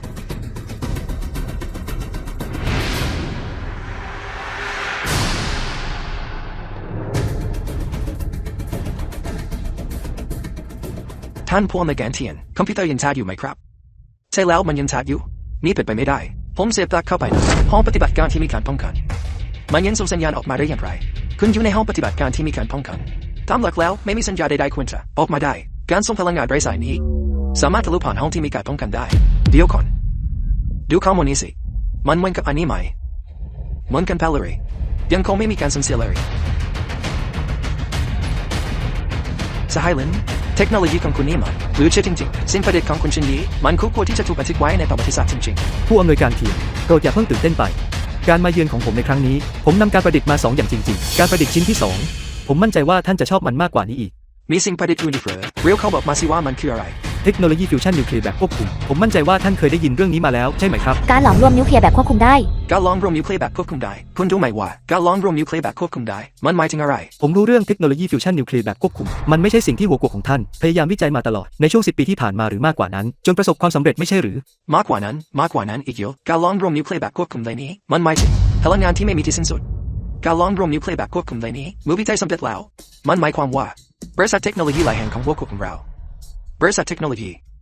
จะสามารถพัฒนาได้อย่างรวดเร็วมันจะสามารถเข้าสู่ยุคทองแห่งการพัฒนาได้เป็นไปไม่ได้เทคโนโลยีการชาร์จไร้สายนี้คุณสามารถประดิษฐ์มันได้แต่ผมเชื่อว่าการล้อมรวมนิวเคลียร์แบบควบคุมได้นี้มันเป็นโครงการที่หัวกวของเราวิจัยมาหลายปีแล้วคุณกำลังจะบอกว่าคุณคนเดียวมีความสามารถมากกว่าทุกคนในสถาบันของเราทั้งหมดเลยทั้งคุณยอดเยี่ยมมาก ผมไม่ได้มีความสามารถเท่าพวกท่านทุกคนผมแค่โชคดีเท่านั้นถ้าท่านไม่เชื่อผมดูด้วยตาของท่านเองเถอะ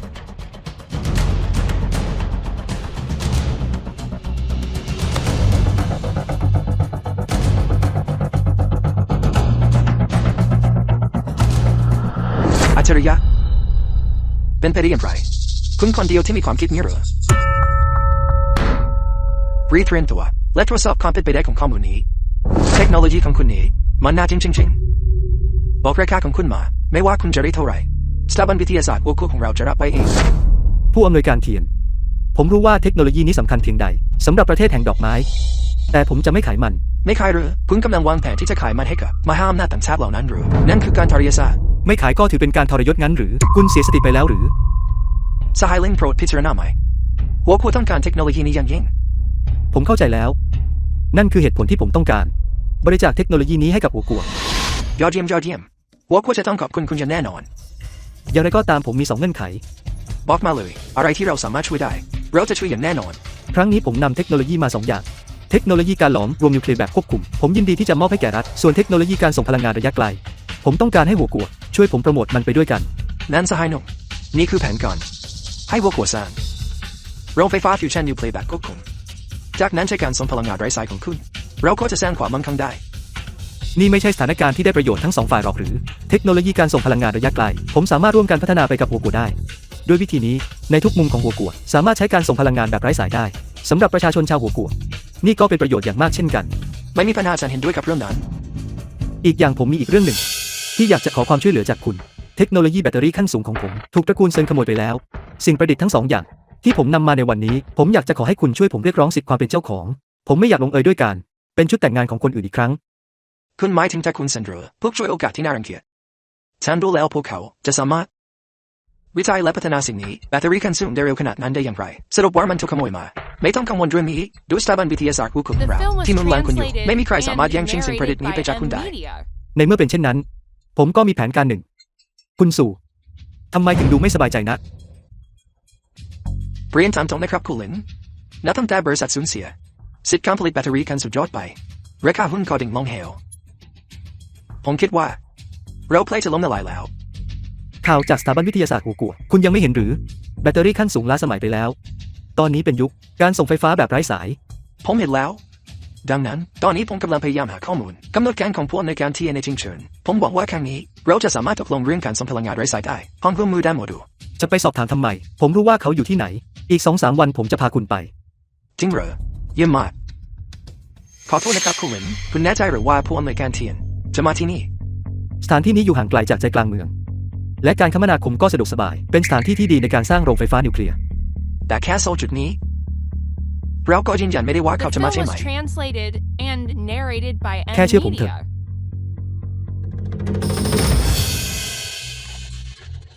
คุณไม่เห็นพวกเขาหรือพวกเขาก็ได้รับข่าวแล้วไม่ใช่หรือ สวัสดีนะวีไม่คิดเลยว่าพวกแกจะมาที่นี่ด้วยพวกแกหลายคนมาที่นี่ก็กำลังจะหาผู้อำนวยการเทียนอยู่ใช่ไหมแน่นอนใครบ้างล่ะที่จะไม่อยากได้จากผู้อำนวยการเทียนการส่งพลังงานไร้สายสิทธิ์ในการผลิตโมดูลส่วนของบริษัทเทียนใกล้จะล้มละลายแล้วทำไมแกยังคิดที่จะมาที่นี่เพื่อแย่งส่วนแบ่งแค่อีก ตอนที่คุณขอความช่วยเหลือคุณเรียกเขาว่าคุณสู่ตอนนี้เมื่อคุณไม่ร่วมมือคุณก็เรียกเขาว่าสู่เหมือนตรงๆคุณนี่จริงๆเลยยังคงเป็นคนหัวสูงเหมือนเดิม แล้วไงเขาที่แกประดิษฐ์ขึ้นมาแบตเตอรี่ขั้นสุดยอดนั้นมันไร้ประโยชน์ไปแล้วกลุ่มบริษัทชิ้นเทียนเขาใกล้จะล้มละลายแล้วแกก็ยังคงเป็นคนไร้ประโยชน์คนนั้นทั้งที่เป็นแบบนี้แกยังคิดที่จะแข่งขันกับพวกเราผู้สิ่งนี้สิทธิ์ในการผลิตโมดูลส่งพลังงานได้ฟรีฉันต้องนึกอะไรบางอย่างนั่น เวลานั้นอยู่สบายดีใช่ไหมเมื่อไรแกจะคืนมาให้ฉันรถสปอร์ตของฉันก็ไม่ใช่คนประเภทแบบเธอครับได้ยินกันถึงเวลาคืนมันให้ฉันแล้วใช่ไหมพวกมันว่าส้มตอนนั้นฉันไม่น่าร่วมมือกับพวกแกเลยแกยังกล้าพูดเรื่องความร่วมมือกับฉันที่ครัวตอนนั้นฉันสับให้เธอแล้วแบตเตอรี่ทั้งมากมายแต่พอถึงเวลาสมองแกกลับไม่สมองถ้าไม่ใช่เพราะวิวเอเนอร์จีเข้ามาดูแลพวกเขาเกือบจะพับแกค่าทุนอย่างนะพวกคนเห็นแก่ตัวบริษัทของฉันกลายเป็นแบบนี้ก็เท่าเราเอาเงินทุนไปให้แกเป็นค่าชดเชยเป็นไปได้ยังไงตอนนี้เราต้องขอบคุณแกโรลแกยังคิดว่าแกเป็นกุ้งบริษัทชิ้นที่ยิ่งใหญ่ประธานอยู่หรือฉันจะบอกแกให้ตอนนี้แกก็ไม่ต่างอะไรกับเด็กข้างๆแกไม่ต่างกันแกมันก็แค่ขยะจริงๆเป็นทีมของเราแกใส่หัวไปซะดีกว่า คุณอยากให้ผมไปให้พ้นหรือแล้วใครจะไปกับผู้อำนวยการเถียนเพื่อกำหนดที่ตั้งโรงไฟฟ้านิวเคลียร์ล่ะ I know แกไม่คิดหรือว่าแค่พอแกประดิษฐ์แบตเตอรี่คันสุดยอดที่ล้าสมัยแกจะถูกพูดถึงคู่กับผู้อำนวยการเทียนและถูกเปรียบเทียบกับเขาได้การที่ผู้อำนวยการเทียนกำหนดที่ตั้งโรงไฟฟ้านิวเคลียร์มันเกี่ยวอะไรกับแกเป็นไปได้ไหมว่าฟิวชั่นนิวเคลียร์ก็เป็นแกที่ประดิษฐ์ขึ้นมา ถ้าผมสามารถประดิษฐ์แบตเตอรี่ขั้นสูงได้ทำไมผมจะประดิษฐ์การหลอมรวมนิวเคลียร์แบบควบคุมไม่ได้ แกไม่โคลินตัวเองจะขาดหรอเด็กขนาดนี้แต่กลับกล้าพูดจะไร้สาระแบบนี้ใช่เลยฟิวชั่นนิวเคลียร์แบบควบคุมไม่เหมือนกับแบตเตอรี่ของแกของเล่นชิ้นเล็กๆนั่นคือโครงการสำคัญของพวกคุณนอกจากสถาบันวิทยาศาสตร์พวกคุณแล้วไม่มีใครสามารถพัฒนาได้ให้คนไร้ประโยชน์คนนี้หน้าด้านจริงๆพูดจะไร้สาระอะไรก็ได้คุณเล่นไปกันเถอะอย่าไปยุ่งกับพวกคนวัวทรงพวกนี้เลยคุณจะไปไหนเลนาวีทำไมแกถึงอยู่ทุกที่เลยไอ้คนแกคืออย่างนี้แกคือเลนาวีที่ประดิษฐ์แบตเตอรี่คันสุดยอดใช่ไหมต้องขอบคุณแกนะวิวงเอเนอร์จีของเราได้เงินไปเยอะจริงๆ ไม่จำเป็นต้องขอบคุณผมไม่ว่าคุณจะหาเงินได้มากแค่ไหนคุณก็จะเสียมันไปทั้งหมดในภายหลังแกให้คนได้ประโยชน์อุปะถึงแม้ว่าครอบครัวเราจะไม่ได้ผลิตแบตเตอรี่คันเทพแต่เราก็ยังเป็นองค์กรใหญ่ในทิ้งเชิงแล้วแกล่ะแกเป็นใครกลุ่มบริษัทชิ้นที่ยังกำลังจะล้มละลายแล้วแกก็ยังเป็นแค่คนไร้ค่าที่ไม่มีพื้นฐานไม่มีอำนาจเป็นแค่ขยะแกควรจะหัวตัวเองก่อนเถอะแบตเตอรี่คันสุดยอดนั้นถูกเลิกใช้ไปแล้วและพวกแกก็กำลังจะล้มละลายเหมือนกันพวกเราได้รับการสนับสนุนจากตระกูลเซิงจากปักกิ่งตระกูลเซิงจากปักกิ่งอย่าเข้าใจผิดว่าวิวงเอเนอร์จีของเราเป็นแค่บริษัทธรรมดาของพวกแกคุณรู้หรือไม่ว่าทำไมผู้อำนวยการเทียนถึงมาที่จิงเฉิงเพื่อลูกสถานที่ก็เพราะตระกูลเซิงกำลังเป็นคนกลางอยู่เบื้องหลังนี่ก็เพื่อให้พวกเราสามารถร่วมมือกับผู้อำนวยการที่ได้เป็นอย่างนี้นี่เองไม่แตกใจเลยที่บริษัทวิวงเอเนอร์จีเมื่อก่อนสามารถผลิตแบตเตอรี่คันสุดยอดได้ที่ท้ายพวกเขาก็ได้รับการสนับสนุนจากตระกูลเซิงจากปักกิ่งผู้อำนวยการได้รับการให้ความสำคัญอย่างแท้จริงจากตระกูลเซิงเผชิญกับวิกฤตเช่นนี้ตระกูลเซิงเขายังคงสนับสนุนวิวงเอเนอร์จีอย่างเต็มที่ถ้าอย่างนั้นสิทธิ์ในการผลิตโมดูลส่งกำลังเหล่านี้ก็เป็นของวิวงเอเนอร์จีได้ถูกตัดสินแล้วใช่แล้วนั้นแกก็ปรับไปใส่ที่แกจัดมาผู้อำนวยการเทียนจะร่วมมือกับเราเท่านั้นคุณนี่โอ้อวดโดยไม่คิดเลยจริงๆผู้อำนวยการเถียนได้รับเชิญจากผมมันเกี่ยวอะไรกับตระกูลเซิงบังอาจเจ้าเป็นใครกันเจ้ามีสิทธิ์ที่จะรู้จักผู้อำนวยการเทียนด้วยซ้ำหรือนั่นคือปราชญ์ระดับชาติมีเพียงตระกูลเซิงแห่งปักกิ่งเท่านั้นที่คู่ควรจะพบเขาข้าว่าเจ้าอย่าดีกว่ามาพูดจาเหลวไหลที่นี่ผมกำลังพูดเรื่องไร้สาระหรือหลังจากผู้อำนวยการเถียนมาถึงในภายหลังผมไม่รู้ว่าคุณจะตอบสนองอย่างไรจริงเหรอถ้าผู้อำนวยการเถียนถูกเชิญมาจริงๆหรือแกนั้นฉันจะคุกเข่าดูนี่เลยแล้วเรียกแกว่าพ่อช่างเถอะด้วยนิสัยของพ่อคุณผมคงไม่ทำหรอกเจ้าเด็กปากกล้าเจ้าเชื่อหรือไม่ว่าข้าสามารถฆ่าเจ้าได้ผู้อำนวยการอย่าไปโกรธคนไร้ค่าเลยพวกเรามาที่นี่เพื่อพบผู้อำนวยการเทียนเพื่อหาเรื่องความร่วมอย่าให้เรื่องนี้มาทำให้ท่านเสียอารมณ์เลยถูกต้องแล้วครับผู้อำนวยการในเมื่อสิทธิ์ในการผลิตได้ถูกตัดสินให้เป็นของท่านแล้วให้พวกเราหุ้นส่วนของแกได้ส่วนแบ่งเล็กน้อยเถอะครับเอาล่ะแต่จำกัดเฉพาะวิสาหกิจท้องถิ่นเชิงเท่านั้นส่วนทุนภายนอกอย่าแม้แต่จะคิดที่จะได้ส่วนแบ่งเลยควรจะเป็นอย่างนั้นแหละการที่ผู้อำนวยการทีมจะสร้างโรงไฟฟ้านิวเคลียร์ที่นี่นั่นคือโอกาสที่จริงของเราจะได้ที่ยังขึ้นผลประโยชน์เช่นนี้จะมอบให้คุณเน่าได้อย่างไรเจ้าได้ยินหรือไม่ที่นี่ไม่ต้อนรับเจ้าใส่หัวไปใส่ทุกต้องแล้วใส่หัวไปใส่ ผู้อำนวยการเถียนยังไม่ได้แสดงจุดยืนของเขาเลยอะไรทำให้คุณคิดว่าเขาจะมอบสิทธิ์ในการผลิตให้คุณ พวกเรากำลังเล่นขายของอยู่หรืออะไรทำให้พวกเราคิดว่าเพียงเพราะผู้อำนวยการลีมีตระกูลคุณนายจากปักกิ่งหรือหลังถูกต้องแล้วอำนาจของตระกูลเซิร์นไม่ใช่สิ่งที่คนกระจอกอย่างเจ้าจะเข้าใจได้ตราบใดที่ตระกูลเซิร์นไร้ป่าแม้แต่ผู้อำนวยการเทียนก็ยังต้องให้เกียรติตระกูลเซิร์นใช่ไหมครับผู้อำนวยการลีแน่นอน อำนาจของตระกูลเซิงมันยิ่งใหญ่ขนาดนี้ตั้งแต่เมื่อไหร่พวกเขาสามารถสั่งการสถาบันวิทยาศาสตร์หัวขวดได้ด้วยซ้ำหรือ ฉันบอกแกแล้วไอ้คือแกมันแค่คนไม่รู้เรื่องตระกูลเซิร์นคือสวรรค์ของพวกเขาใครก็ตามที่พวกเขาบอกว่าจะได้สิทธิ์การผลิตเขาจะได้ไปไม่มีใครขัดขวางได้ตระกูลเซิร์นมีอำนาจขนาดนั้นเลยหรือทำไมข้าถึงไม่รู้เรื่องนี้สิทธิ์ในการผลิตตระกูลเซิร์นบอกว่าใครใดก็คือได้ว่าโกจะเป็นชื่อเป็นซัมรือไม่ผู้อำนวยการเทียนผมแค่อยากจะขู่ไอ้คนไร้ประโยชน์นี้เจ้าไม่รู้หรือว่าคำพูดสามารถนำมาซึ่งปัญหาได้ เจ้าวาน นายกเทศมนตรีเจ้าผู้ประกอบการของเจนเชิงของท่านล้วนพูดจาไม่ยังคิดเช่นนี้หรือไม่ครับผู้ประกอบการเจนเชิงของเราล้วนคำโตและสุภาพ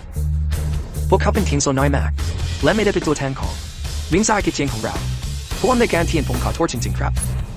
ทั้งหมดเป็นเพราะผมย้อนยาในการควบคุมโดยปกติแล้ววิวอลเอเนจีของเรามีการติดต่อกับตระกูลเซิงค่อนข้างมากดังนั้นลูกชายของผมก็อดไม่ได้ที่จะพูดดีๆให้กับตระกูลเซิงบ้างพูดถึงตระกูลเซิง ผมเห็นคุณแล้วคุณนี่มันจิ้งจอกอวดอ้างเป็นเสือจริง ไอ้อุปะแกมีสิทธิ์อะไรมาพูดที่นี่เจ้าผู้ปากษาเจ้ากล้าดียังไงมาพูดกับคุณลินแบบนั้นนายกเทศมนตรีเจ้าท่านไม่จำเป็นต้องปกป้องเด็กคนนี้หรอก ตอนนี้แบตเตอรี่คันสุดยอดเขาได้ประโยชน์แล้วเด็กคนนี้ก็ยังคงเป็นแค่คนแก่ก็อย่าเป็นของไร้ค่าทุกต้องเขายังบอกว่าผู้อำนวยการเทียนทุกเขาเชิญมาเขาไม่ได้แค่พูดจาหรือไล่รอหรือทุกต้องแล้วครับผู้อำนวยการเทียนกำลังให้เกียรติตระกูลเซิร์นด้วยการมาที่จริงๆของเราเพื่อให้โอกาสวิสาหกิจท้องถิ่นของเราได้ทะยานขึ้นใครจะคิดว่าคนไร้ค่าสองคนนี้จะพยายามช่วยโอกาสช่างเป็นความฝันล้มๆแรงๆเสียจริงนายกเทศมนตรีเจ้านี่คือสิ่งที่คนเรียกว่าผู้ประกอบการที่ถ่อมตนและสุภาพอย่างนั้นหรือคนผู้นี้ลิงยูพูดถูกแล้วผมตั้งใจมาที่จริงเฉินโดยเฉพาะเพื่อพบเขาเป็นไปไม่ได้คุณมีสถานะอะไรกันคุณจะรู้จักคนไร้ประโยชน์คนนี้ได้อย่างไรเทเลครับผู้อำนวยการเทียนเขาเป็นแค่คนเกลียดเขาจะมีค่าพอให้ท่านมาด้วยตัวเองถึงที่นี้ได้อย่างไรพวกคุณวัวส่งบรรยากาศในพวกคุณกำลังถูกทำให้เสื่อมเสียโดยคนอย่างพวกคุณผู้อำนวยการเทียนโปรเจกต์โปรดเลยครับท่านไม่ได้มาที่นี่เพื่อกำหนดที่ตั้งโรงไฟฟ้านิวเคลียร์ครับแล้วมันกลายเป็นการมาพบเด็กคนนี้ไปได้อย่างไรๆ การกำหนดที่ตั้งโรงไฟฟ้านิวเคลียร์กับการพบปะใครบางคนมันขัดแย้งกันหรือทำไมเราถึงไม่สามารถร่วมกันกำหนดที่ตั้งโรงไฟฟ้านิวเคลียร์ได้ไร้สาระที่ตั้งโรงไฟฟ้านิวเคลียร์สำคัญกว่าตัวสัญญาซีเจ้าคนไร้ค่ามีสิทธิ์อะไรมาตัดสินใจก็เพราะว่าคุณลินเป็นผู้คิดค้นเทคโนโลยีการส่งพลังงานระยะไกลและเทคโนโลยีฟิวชั่นนิวเคลียร์แบบควบคุมได้เขาคือผู้คิดค้นเป็นไปไม่ได้เทคโนโลยีสองอย่างนี้มีเพียงสถาบันวิทยาศาสตร์หัวขวดเท่านั้นที่สามารถวิจัยและพัฒนาได้มันจะไปเกี่ยวอะไรกับเขาไอ้คนเกลียดผู้ตาบอดสหายซิลลินได้นำสองสิ่งนี้มาเทคโนโลยีที่เป็นโลไม่เพียงแต่เขาจะไม่ใช้มันเพื่อผลประโยชน์ส่วนตัวแต่กลับมอบมันให้กับรัฐมอบให้กับสถาบันวิทยาศาสตร์เพื่อประโยชน์ของประชาชนของเราจิตวิญญาณแห่งความเสียสละนี้กำลังถูกพวกคุณตั้งคำถามพวกที่มุ่งแต่ผลกำไรพวกคุณเป็นอย่างแท้จริงความมาประโยชน์ของพวกของเราคุณลินสิ่งที่ผู้อำนวยการเทียนพูดเป็นความจริงหรือครับแน่นอนมิฉะนั้นทำไมผู้อำนวยการเทียนถึงเลือกเจียงเฉิงเป็นที่ตั้งหลักโมดูลชาร์จไร้สายแน่นอนเราจะผลิตเองคุณลินซีโยซูการยุยของฉันได้ผลเป็นคุณจริงๆด้วยเรามาเติบโตและแข็งแกร่งไปด้วยกันเถอะคุณลินทุกความผิดพลาดเป็นความผิดของผมเองคุณจะให้โอกาสผมสักครั้งได้ไหมเพื่อเริ่มต้นใหม่ประธานซูเมื่อพิจารณาถึงความร่วมมือครั้งก่อนของเราที่ดีเรามาดำเนินการทำสัญญาต่อไปเถอะเดโปรพวกเราควรจะไปขอร้องประธานซูบีไหมอย่าไปอ้อนวอนเลยเรากับว่าพวกเขาจะให้เราอย่างนั้นแหละเรากลับไปคิดหาทางออกกันเถอะ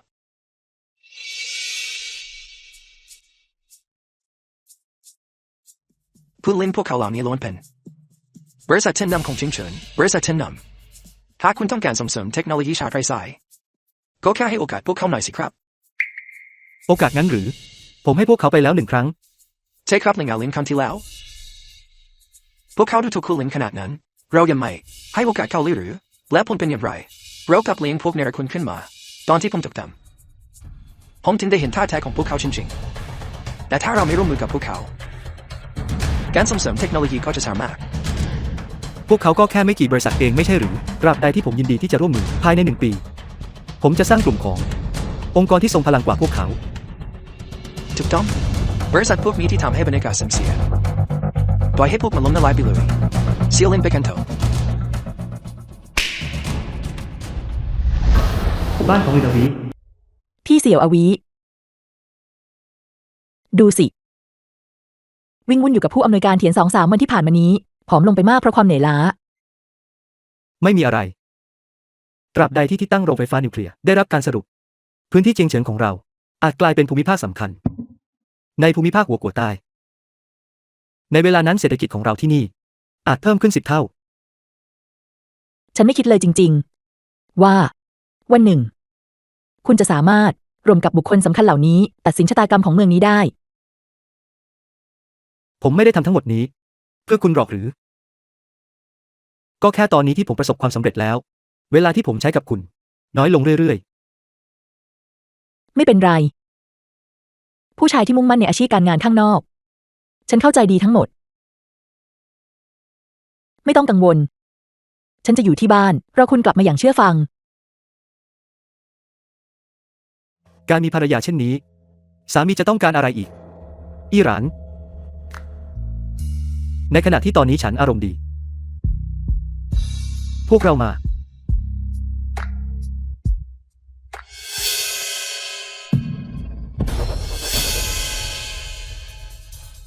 แกคือลินอยู่ใช่ไหมเจ้านายแกคือลินอยู่ใช่ไหม พี่หูพวกคุณเป็นใครกันการบุกรุกทรัพย์สินส่วนบุคคลเป็นสิ่งผิดกฎหมาย แม้จริงจังฉันคือกฎหมายฉันจะให้โอกาสแกรีบมอบไปไรสายระยะไกลนั่นมาซะไรสายระยะไกลมันคืออะไรนะเทคโนโลยีส่งพลังงานไรสายครับเจ้านายใช่แล้วชื่อนั้นแหละรีบมอบเทคโนโลยีนี้มาซะนั้นฉันจะขาดแกแค่2 ครั้งเท่านั้นไม่อย่างนั้นฉันจะทำให้แกไม่มีที่ฝังศพ ใครส่งพวกคุณมา เจ้านายพวกเราบอกให้แกหมดมันมาก็มอบมาซะสิโมพูดทำอะไรอยู่แกเชื่อไหมว่าฉันต่อยแกสลบได้ในหมัดเดียว คนที่ส่งพวกคุณมาที่นี่พวกเขาให้เงินพวกคุณเท่าไหร่ฉันจะเสนอให้10 เท่าของจำนวนนั้นตอนนี้ออกไปจากที่นี่ซะ 10 เข้าเหรอแกใจกว้างจริงๆแย่น้อยนะพอเราฆ่าแกแล้วนั้นทั้งหมดของแกก็จะกลายเป็นของเราฉันไม่อยากเสียเวลากับแกแล้วรีบมอบเทคโนโลยีมาซะ เทคโนโลยีนี้มีนัยสำคัญมหาศาลมันไม่ใช่สิ่งที่พวกอันธพาลอย่างพวกแกจะมาแต่ต้องได้เอาละฉันจะให้พวกคุณ100 ล้านตอนนี้ออกไปจากที่นี่เร็วเข้า บ้าเลยแกกล้าดูถูกฉันหรือจัดการมันจับตัวมัน ไม่มีอะไรหรอก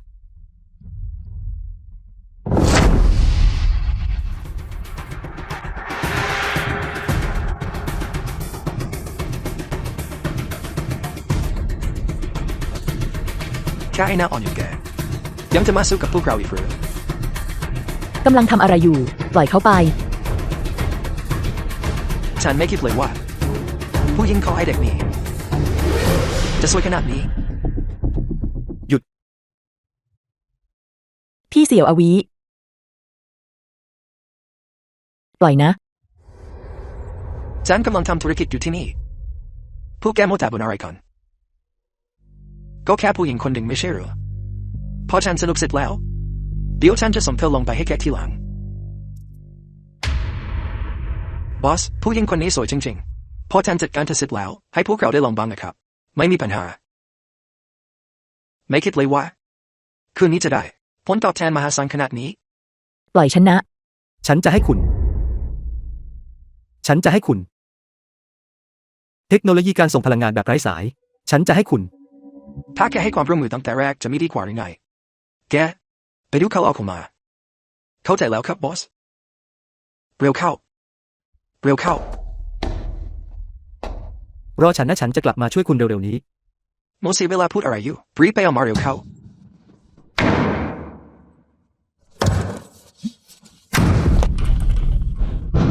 เปิดประตูไอ้หนูออกมาเร็วเข้าเดี๋ยวพอแกออกมาฉันจะให้แกตายอย่างรวดเร็วบอสไอ้หนูคนนั้นซ่อนอยู่ในห้องไม่ยอมออกมาคนของแกนี่มันไร้ประโยชน์เกินไปแล้วไม่ใช่หรอเขาแค่ทิ้งแกไปแบบนั้น เวลาหาผู้ชายแยกวนหาคนแบบฉันสิ คุณกำลังพูดเรื่องไร้สาระที่เสี่ยวอวีไม่มีทางทิ้งฉันไปเข้าไปเรียกตำรวจตำรวจจะมาถึงในไม่ช้าทำไมคุณไม่รีบปล่อยฉันไปล่ะ โทรเรียกตำรวจสัญญาในพื้นที่ของแกนะพวกเราบล็อกไว้ตั้งนานแล้วเขาจะโทรเรียกตำรวจจากใครได้บอกไอ้หนูคนนั้นว่าถ้าภายใน5 วินาทีมันไม่ออกมาฉันจะทำปอหน้าเขาทำร้ายผู้หญิงของมันต่อหน้ามันเลยเข้าใจแล้วครับบอส ฉันควรทำอย่างไรดี ฉันลืมเรื่องนี้ไปได้อย่างไร ยินดีต้อนรับสู่เทคมอนโปรดระบุเทคโนโลยีที่คุณต้องการ ฉันต้องการบางอย่างที่สามารถทำให้ฉันแข็งแกร่งอย่างเหลือเชื่อบางอย่างที่ทำให้ฉันสามารถต่อสู้กับคน10 คนพร้อมกันได้อย่างรวดเร็ว รับทราบ ดึงข้อมูลสำเร็จชุดก่อต่อสู้สีเหลือง ราคาแลกเปลี่ยน 1,000 แต้มทรัพยากร ช้าจัง อันนี้เร็วเข้า แลกเปลี่ยน ใช้งานได้8 ชั่วโมง น่าเชื่อถือ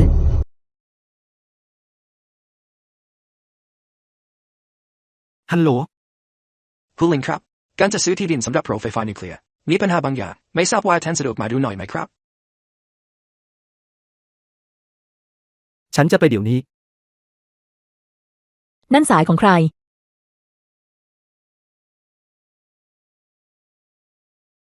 ฉันจะออกไปข้างนอกสักครู่ คุณพักผ่อนให้สบายที่บ้านนะ วันนี้ฉันสบายดี ฉันจะไปกับคุณ ตกลง ไปด้วยกันเถอะ ไปกันเถอะ แต่ก่อนที่เราจะไป ฉันยังอยากจะ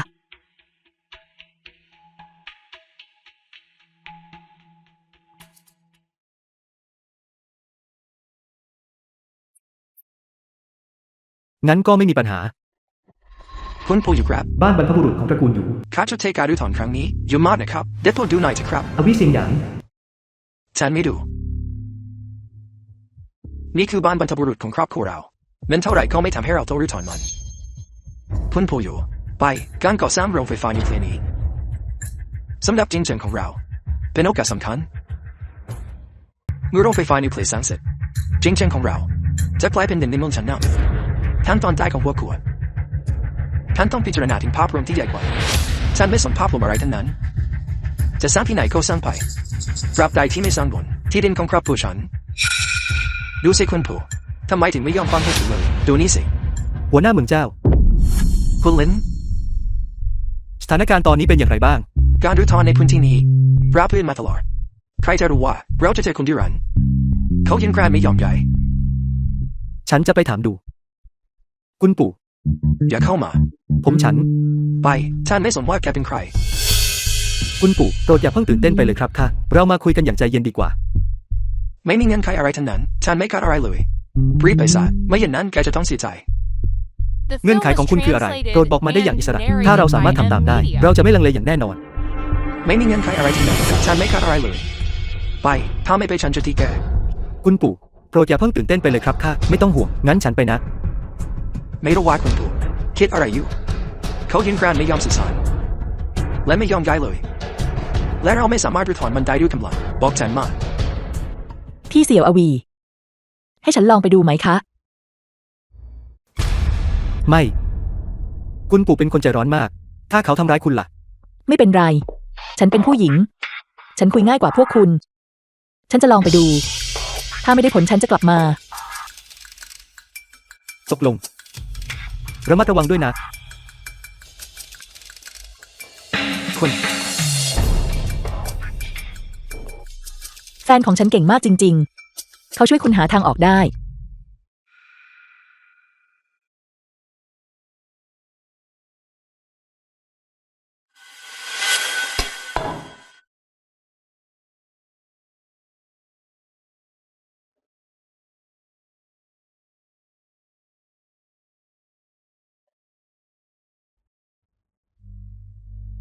คุณปู่หยู โปรดวางใจ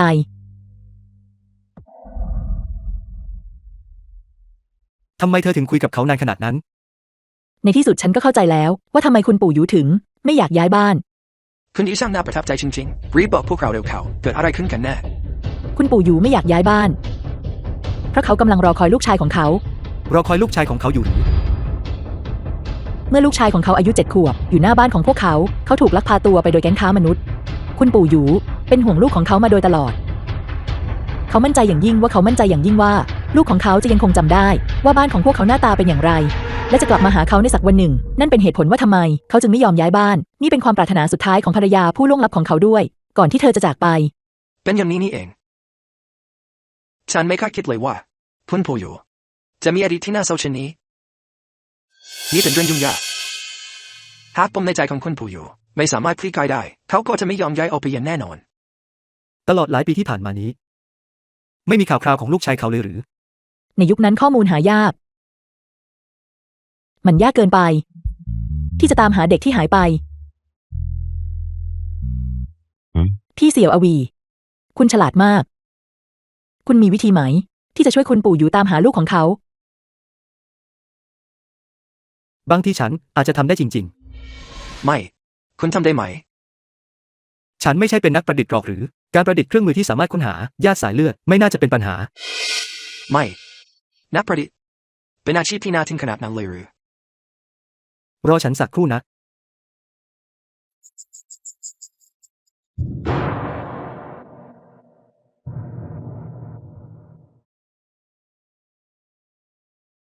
ยินดีต้อนรับสู่เทคมอนโปรดระบุเทคโนโลยีที่คุณต้องการ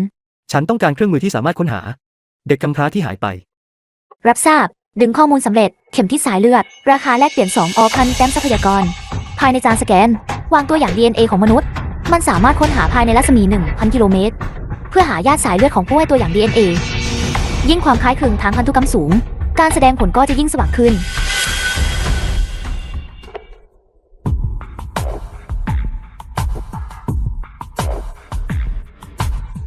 เสี่ยวอี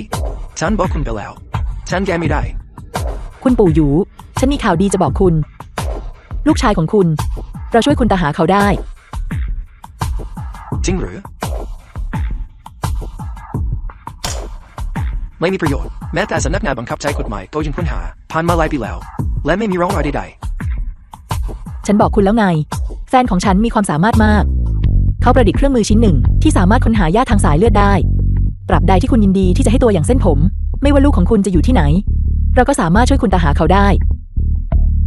เครื่องมือนี้สามารถสแกนได้ภายใน 1,000 กิโลเมตรเพื่อญาติสายเลือดของคุณ ถ้าเราไม่พบเขา เราจะไปอีก 2-3 ที่ ในที่สุดเราก็จะพบเขา ๆ เจ้าอย่าโกหกชายชราอย่างข้าเลยนะ ทำไมคุณไม่ลองดูเองล่ะ นี่ไง จุดสีแดงนี้ คือตำแหน่งของญาติสายเลือดของคุณ มันเป็นอย่างนั้นจริงๆ จุดสีแดงนี้คือบ้านของลูกพี่ลูกน้องของฉัน คุณปู่หยู ดูจุดที่สว่างที่สุดนี้สิ นี่อาจจะเป็นบ้านของญาติของคุณหรือเปล่า จุดที่สว่างที่สุดอยู่เมืองซูเฉินที่อยู่ติดกัน ฉันไม่มีญาติที่นั่น งั้นก็ไม่มีทางผิดพลาด ลูกชายของคุณน่าจะอยู่ในซูเฉิน ที่ซูเฉินหรือไกลขนาดนั้นเลยหรือ ในสถานที่ห่างไกลแห่งนี้ ที่จริงแล้วมันใกล้มาก เราไปกันเดี๋ยวนี้เลย เพื่อตามหาลูกชายของคุณ ไปกันเถอะ เอาล่ะ ไปกันเถอะ ห้องส่วนตัวในโรงแรม พ่อนี่คือรูปบ้านที่ผมสั่งทำพิเศษให้พ่อครับ เป็นกิเลนยกจานเลิศ เผิงฟู่ลูกชายของอวิเซียงหยาง ขอให้พ่อมีโชคลาภไม่สิ้นสุด และอายุยืนยาวดูจะภูเขานานซ่าน เผิงซุยพ่อบุญธรรมของเผิงฟู่ ยอดเยี่ยม เจ้าช่างรู้ใจข้าจริงๆ มานี่ มู่ร่วมเหมยแม่บุญธรรมของเผิงฟู่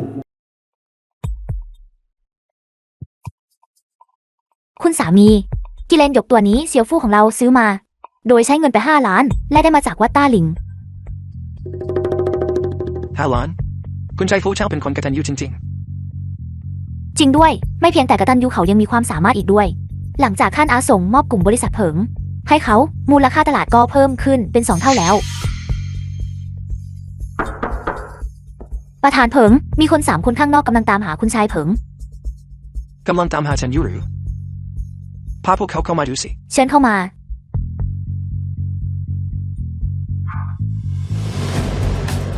พวกเขาเป็นเพื่อนของคนหรือ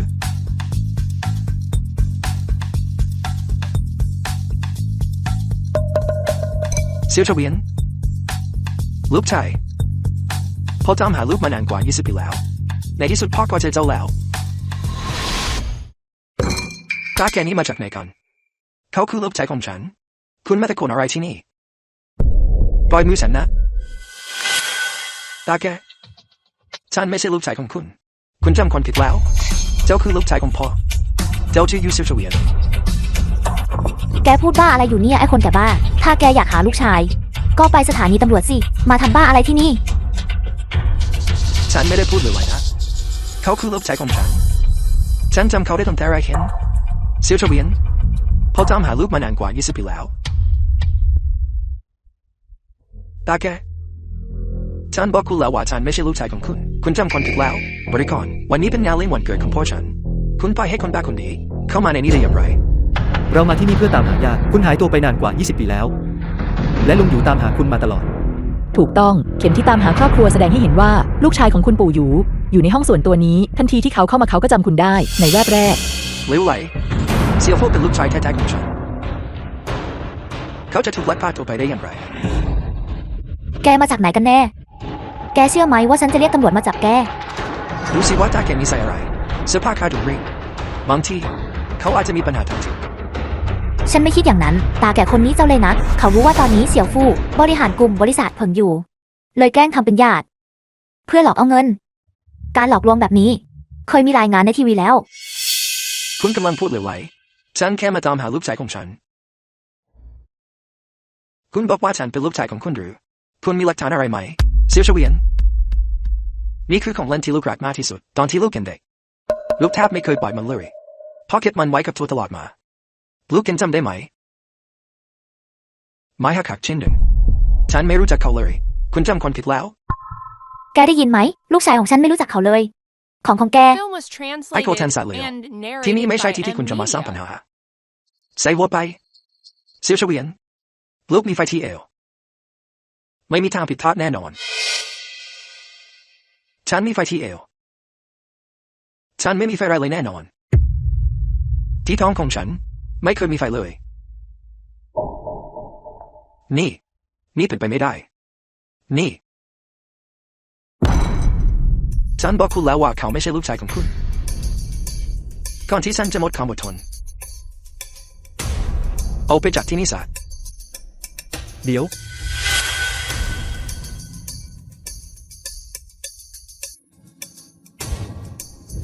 แกมองอะไร ถ้าไม่มีก็คือไม่มี ทำไมพวกแกไม่ใส่หัวไปจากที่นี่ซะ ใครบอกว่าไม่มี ดูสิ มีอยู่อันหนึ่งตรงนี้ รอยจางๆ นี่คือสิ่งที่เหลืออยู่หลังจากที่ไฟถูกเอาออกไป ฉันถามคุณว่าคุณไม่มีจริงๆหรือ ไฟแม้แต่เม็ดเดียวบนร่างกายของคุณเลยหรือ แต่ในบางที่สีผิวจางมาก คุณดูได้อย่างไร มันง่ายมาก คนส่วนใหญ่มีไฟอย่างน้อย 2-3 เม็ดบนร่างกาย จะมีไฟสีดำบางจุด แต่คุณไม่มี นี่หมายความได้เพียงว่า ตอนที่พวกเขานำคุณกลับมา พวกเขากลัวว่า คุณจะถูกพ่อแม่ผู้ให้กำเนิดจำได้ ในขณะที่คุณยังเด็ก พวกเขาได้เอาไฟของคุณออก เหลวไหลถ้าคุณยังคงพูดเหลวไหลไม่หยุดคุณเชื่อไหมว่าฉันจะฟ้องคุณข้อหาหมิ่นประมาท คนแก่บ้าพาคนหนุ่มบ้า มาสร้างปัญหาอย่างนั้นหรือ ฉันจะบอกแกให้ สามีของฉันเป็นประธานกลุ่มบริษัทเผิง เขากุมอำนาจทั้งโลกใต้ดินและโลกเบื้องบน ถ้าแกกล้าพูดจาไร้สาระอีก แกเชื่อไหมว่าฉันสามารถทำให้แกไม่ได้เห็นตะวันของวันพรุ่งนี้ เพิงกรุ๊ปบริษัทชั้น 2 กล้ามาท้าทายฉันหรือ ช่างพิมพ์ประโยคนั้น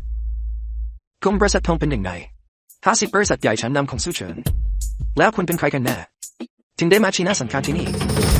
ดูเสื้อผ้าของพวกเขา พวกเขาต้องมาจากชนบทแน่ๆ พวกบ้านนอกที่ไม่เคยเห็นโลกกว้าง น่ากลัวจริงๆ พวกกบในกะลา ฉันมาที่นี่เพื่อช่วยคุณลุงอวี ตามหาลูกชายของท่าน ฉันไม่อยากเสียเวลามาเถียงกับพวกคุณ สิ่งที่คุณพูดเป็นเพียงการคาดเดาของคุณเท่านั้น ในที่สุด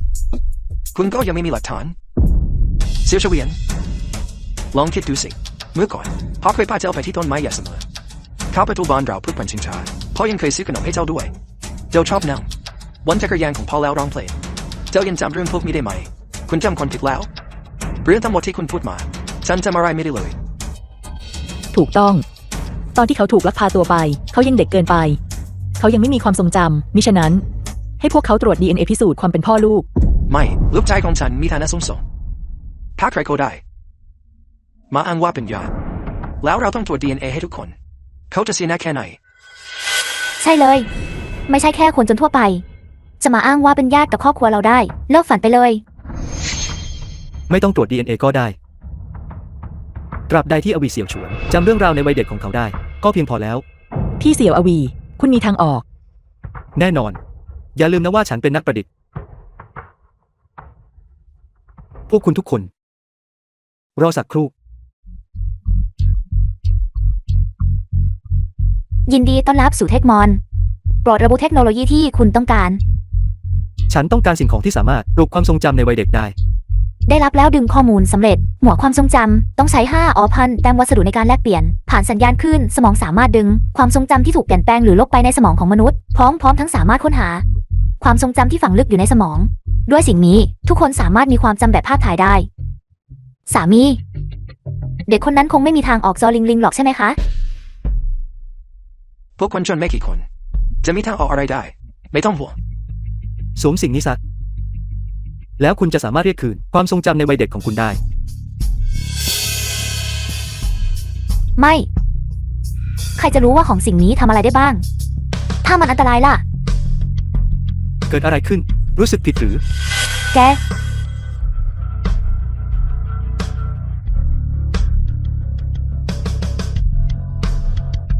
The film was translated and narrated by M Media.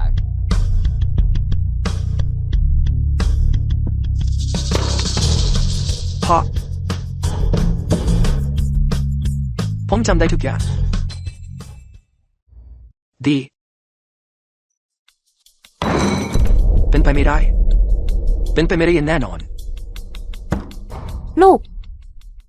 แกจะปล่อยให้พวกมันล้างสมองแกไม่ได้นะ พวกนั้นมันของปลอมทั้งนั้น แม่ ผมจำได้ทุกอย่างจริงๆ เขาเป็นพ่อแท้ๆของผมจริงๆ ไม่มีทาง คุณใช้ผมถูกรับมาเล่นจริง ฉันเดาได้ตั้งนานแล้ว พวกแกไม่สังเกตเห็นเหรอว่าเขาและลุงเผิงไม่เหมือนกันเลยสักนิด ๆ ยาสนิทมิตรสหายทุกท่าน วันนี้แต่คุณทันของผมมีเรื่องส่วนตัวที่ต้องจัดการ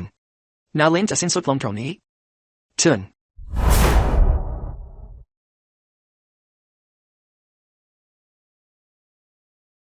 คุณต้องการอะไร คุณต้องการเงินใช่ไหม พวกเราแค่อยากให้คุณลุงอวี ยอมรับลูกชายของท่านเท่านั้นเอง ฟันปิโตเสียฟูตอนนี้เป็น CEO ของทุนบริษัทเทิร์นเขาจะยอมรับญาติที่ยากจนแบบนี้ได้อย่างไร ใช่เลย ถ้าเรื่องนี้แพร่งพรายออกไป ชื่อเสียงของตระกูลเผิงของเรา เราจะเอาหน้าไปไว้ที่ไหน พ่อแม่ นี่เป็นเรื่องดี วันนี้ผมได้ยอมรับพ่อแท้ๆของผมแล้ว แต่พวกท่านก็ยังคงเป็นพ่อแม่ของผมความเมตตาที่เลี้ยงดูผมมาตลอดหลายปีผมจะไม่ลืม ถูกต้องเลย เขาก็แค่มีพ่อเพิ่มอีกคน สิ่งนี้ไม่ส่งผลกระทบต่อความสัมพันธ์ระหว่างคุณ เลยแม้แต่น้อย ถ้าท่านบอกว่าไม่ก็คือไม่ฐานะของเราคืออะไรคุณมีฐานะอะไร ถ้าคนอื่นดูว่าเสียฟูถูกรับมาเลี้ยงเขาจะบริหารบริษัทได้อย่างไร พูดมา คุณต้องการเงินเท่าไหร่ตราบใดที่คุณไม่ยอมรับเขาฉันจะให้เงินคุณเท่าไหร่ก็ได้ที่คุณต้องการ เป็นอย่างที่ฉันคิดไว้ไม่มีผิด ในสายตาของคนอย่างพวกคุณ มีแต่เงินเท่านั้น ไม่มีเรื่องความผูกพันในครอบครัวให้พูดถึงเลย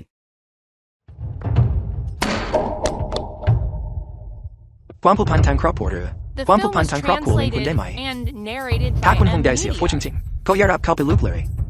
อยู่กับเรา เขาจะไม่ต้องห่วงเรื่องอาหารการกินหรือเสื้อผ้า และจากนี้ไปจะมีชีวิตที่เหนือกว่าคนอื่นส่วนคุณก็แค่ชาวบ้านนอกคอกนาคุณจะให้อะไรเขาได้ ใช่เลย ถ้าเสี่ยวฟู่ไม่ได้ตามพวกเรามา เขาคงยังอยู่ที่หุบเขาทำไร่ทำนา เขาจะกลายเป็น CEO ของกลุ่มบริษัทเผิงได้อย่างไร ผมพ่ออุปะ คุณกำลังจะบอกว่าตราบใดที่มีเงิน คนเราก็สามารถทำให้คนอื่น แยกจากสายเลือดของตัวเองได้หรือ และไม่สนใจหลักการสวรรค์และจริยธรรมของมนุษย์เลยหรือ เจ้าหนูแกยังเด็กเกินไป แกไม่เข้าใจความเป็นจริงของสังคม ให้ฉันบอกแกนะ ในโลกนี้ มีเงินก็มีความผูกพันทางครอบครัว มีเงินก็มีศักดิ์ศรีความเป็นมนุษย์ คนที่ไม่มีเงิน ไม่มีสิทธิ์พูดถึงความผูกพันทางครอบครัวหรือจริยธรรมของมนุษย์ เอาล่ะ ช่างเป็นเผิงครุกจริง ๆ ดูเหมือนพวกคุณจะไม่สนใจพวกเราชีวิตหรือความตายของคนธรรมดาทั่วไปเลย บริษัทอย่างพวกคุณในกระบวนการที่เติบโตขึ้นและแข็งแกร่งขึ้น ฉันเกรงว่าพวกคุณคงทำเรื่องแบบนี้มาเยอะแล้วใช่ไหม แล้วมันเกี่ยวอะไรกับแก แล้วไงถ้าเรากดขี่พวกเขา ตอนนี้สามีของฉันมีอำนาจและอิทธิพลมหาศาล อีกไม่นาน เขาจะกลายเป็นองค์กรอันดับหนึ่งในสู่เฉิง ถึงตอนนั้น พวกขยะชั้นต่ำอย่างแก ก็จะได้แต่แงนหน้ามองพวกเรา อย่างนั้นหรือเมื่อพวกคุณล้มลาย ฉันจะรอดูว่าพวกคุณจะกล้ามายั่วโมโหฉันอีกได้อย่างไรฮัลโหลผู้อำนวยการสู่มีบริษัทแห่งหนึ่งในสู่เฉิงชื่อว่าเพิงกรุ๊ปคุณรู้จักมันไหม ฉันต้องการให้พวกเขาล้มละลาย จะใช้เวลานานเท่าไหร่5 นาทีดิฉันจะรอ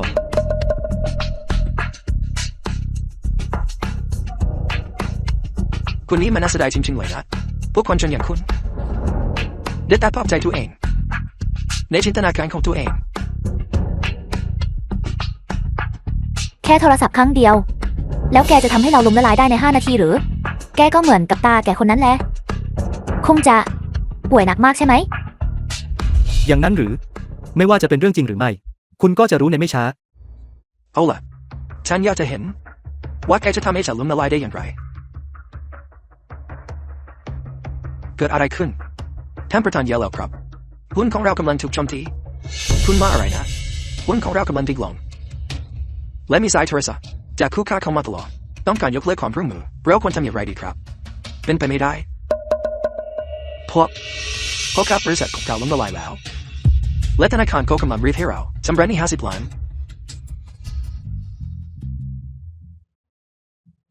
ยังไม่ถึง5 นาทีเลย เร็วมากทีเดียว ตอนนี้ พวกคุณก็เป็นคนธรรมดาที่ไม่มีเงินแล้ว ยิ่งไปกว่านั้น พวกคุณยังเป็นหนี้50 ล้านบาท พวกคุณมีอะไรจะพูดอีกไหม แกเป็นใครกันแน่ ฉันเป็นใครไม่สำคัญ ตอนนี้พวกคุณแค่ต้องรู้ว่า ทรัพย์สินของคุณลุงอวีสูงกว่าของพวกคุณก็พอแล้ว อะไรนะโคเดอร์ คุณลุงอวีตอนนี้ฉันช่วยท่านตามหาลูกชายเจอแล้ว ท่านจะตกลงตามคำขอของฉันเรื่องการรื้อถอนได้ไหม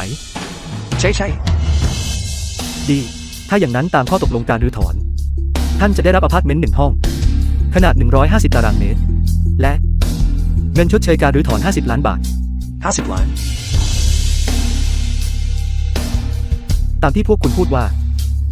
มีเงินเท่านั้นถึงจะมีลูกชายได้ ตอนนี้ลูกชายบุญธรรมของพวกคุณจะตัดขาดจากพวกคุณ และยอมรับพ่อแท้ๆของเขาไหม ถึงแม้ว่าคุณจะโจมตีบริษัทของพ่อผมพวกเขาก็ยังคงเป็นพ่อแม่ที่เลี้ยงดูผมมาผมจะไม่ทอดทิ้งพวกเขาพ่อแม่ไปกันเถอะลูกชายของท่านจะทำงานเลี้ยงดูท่านเอง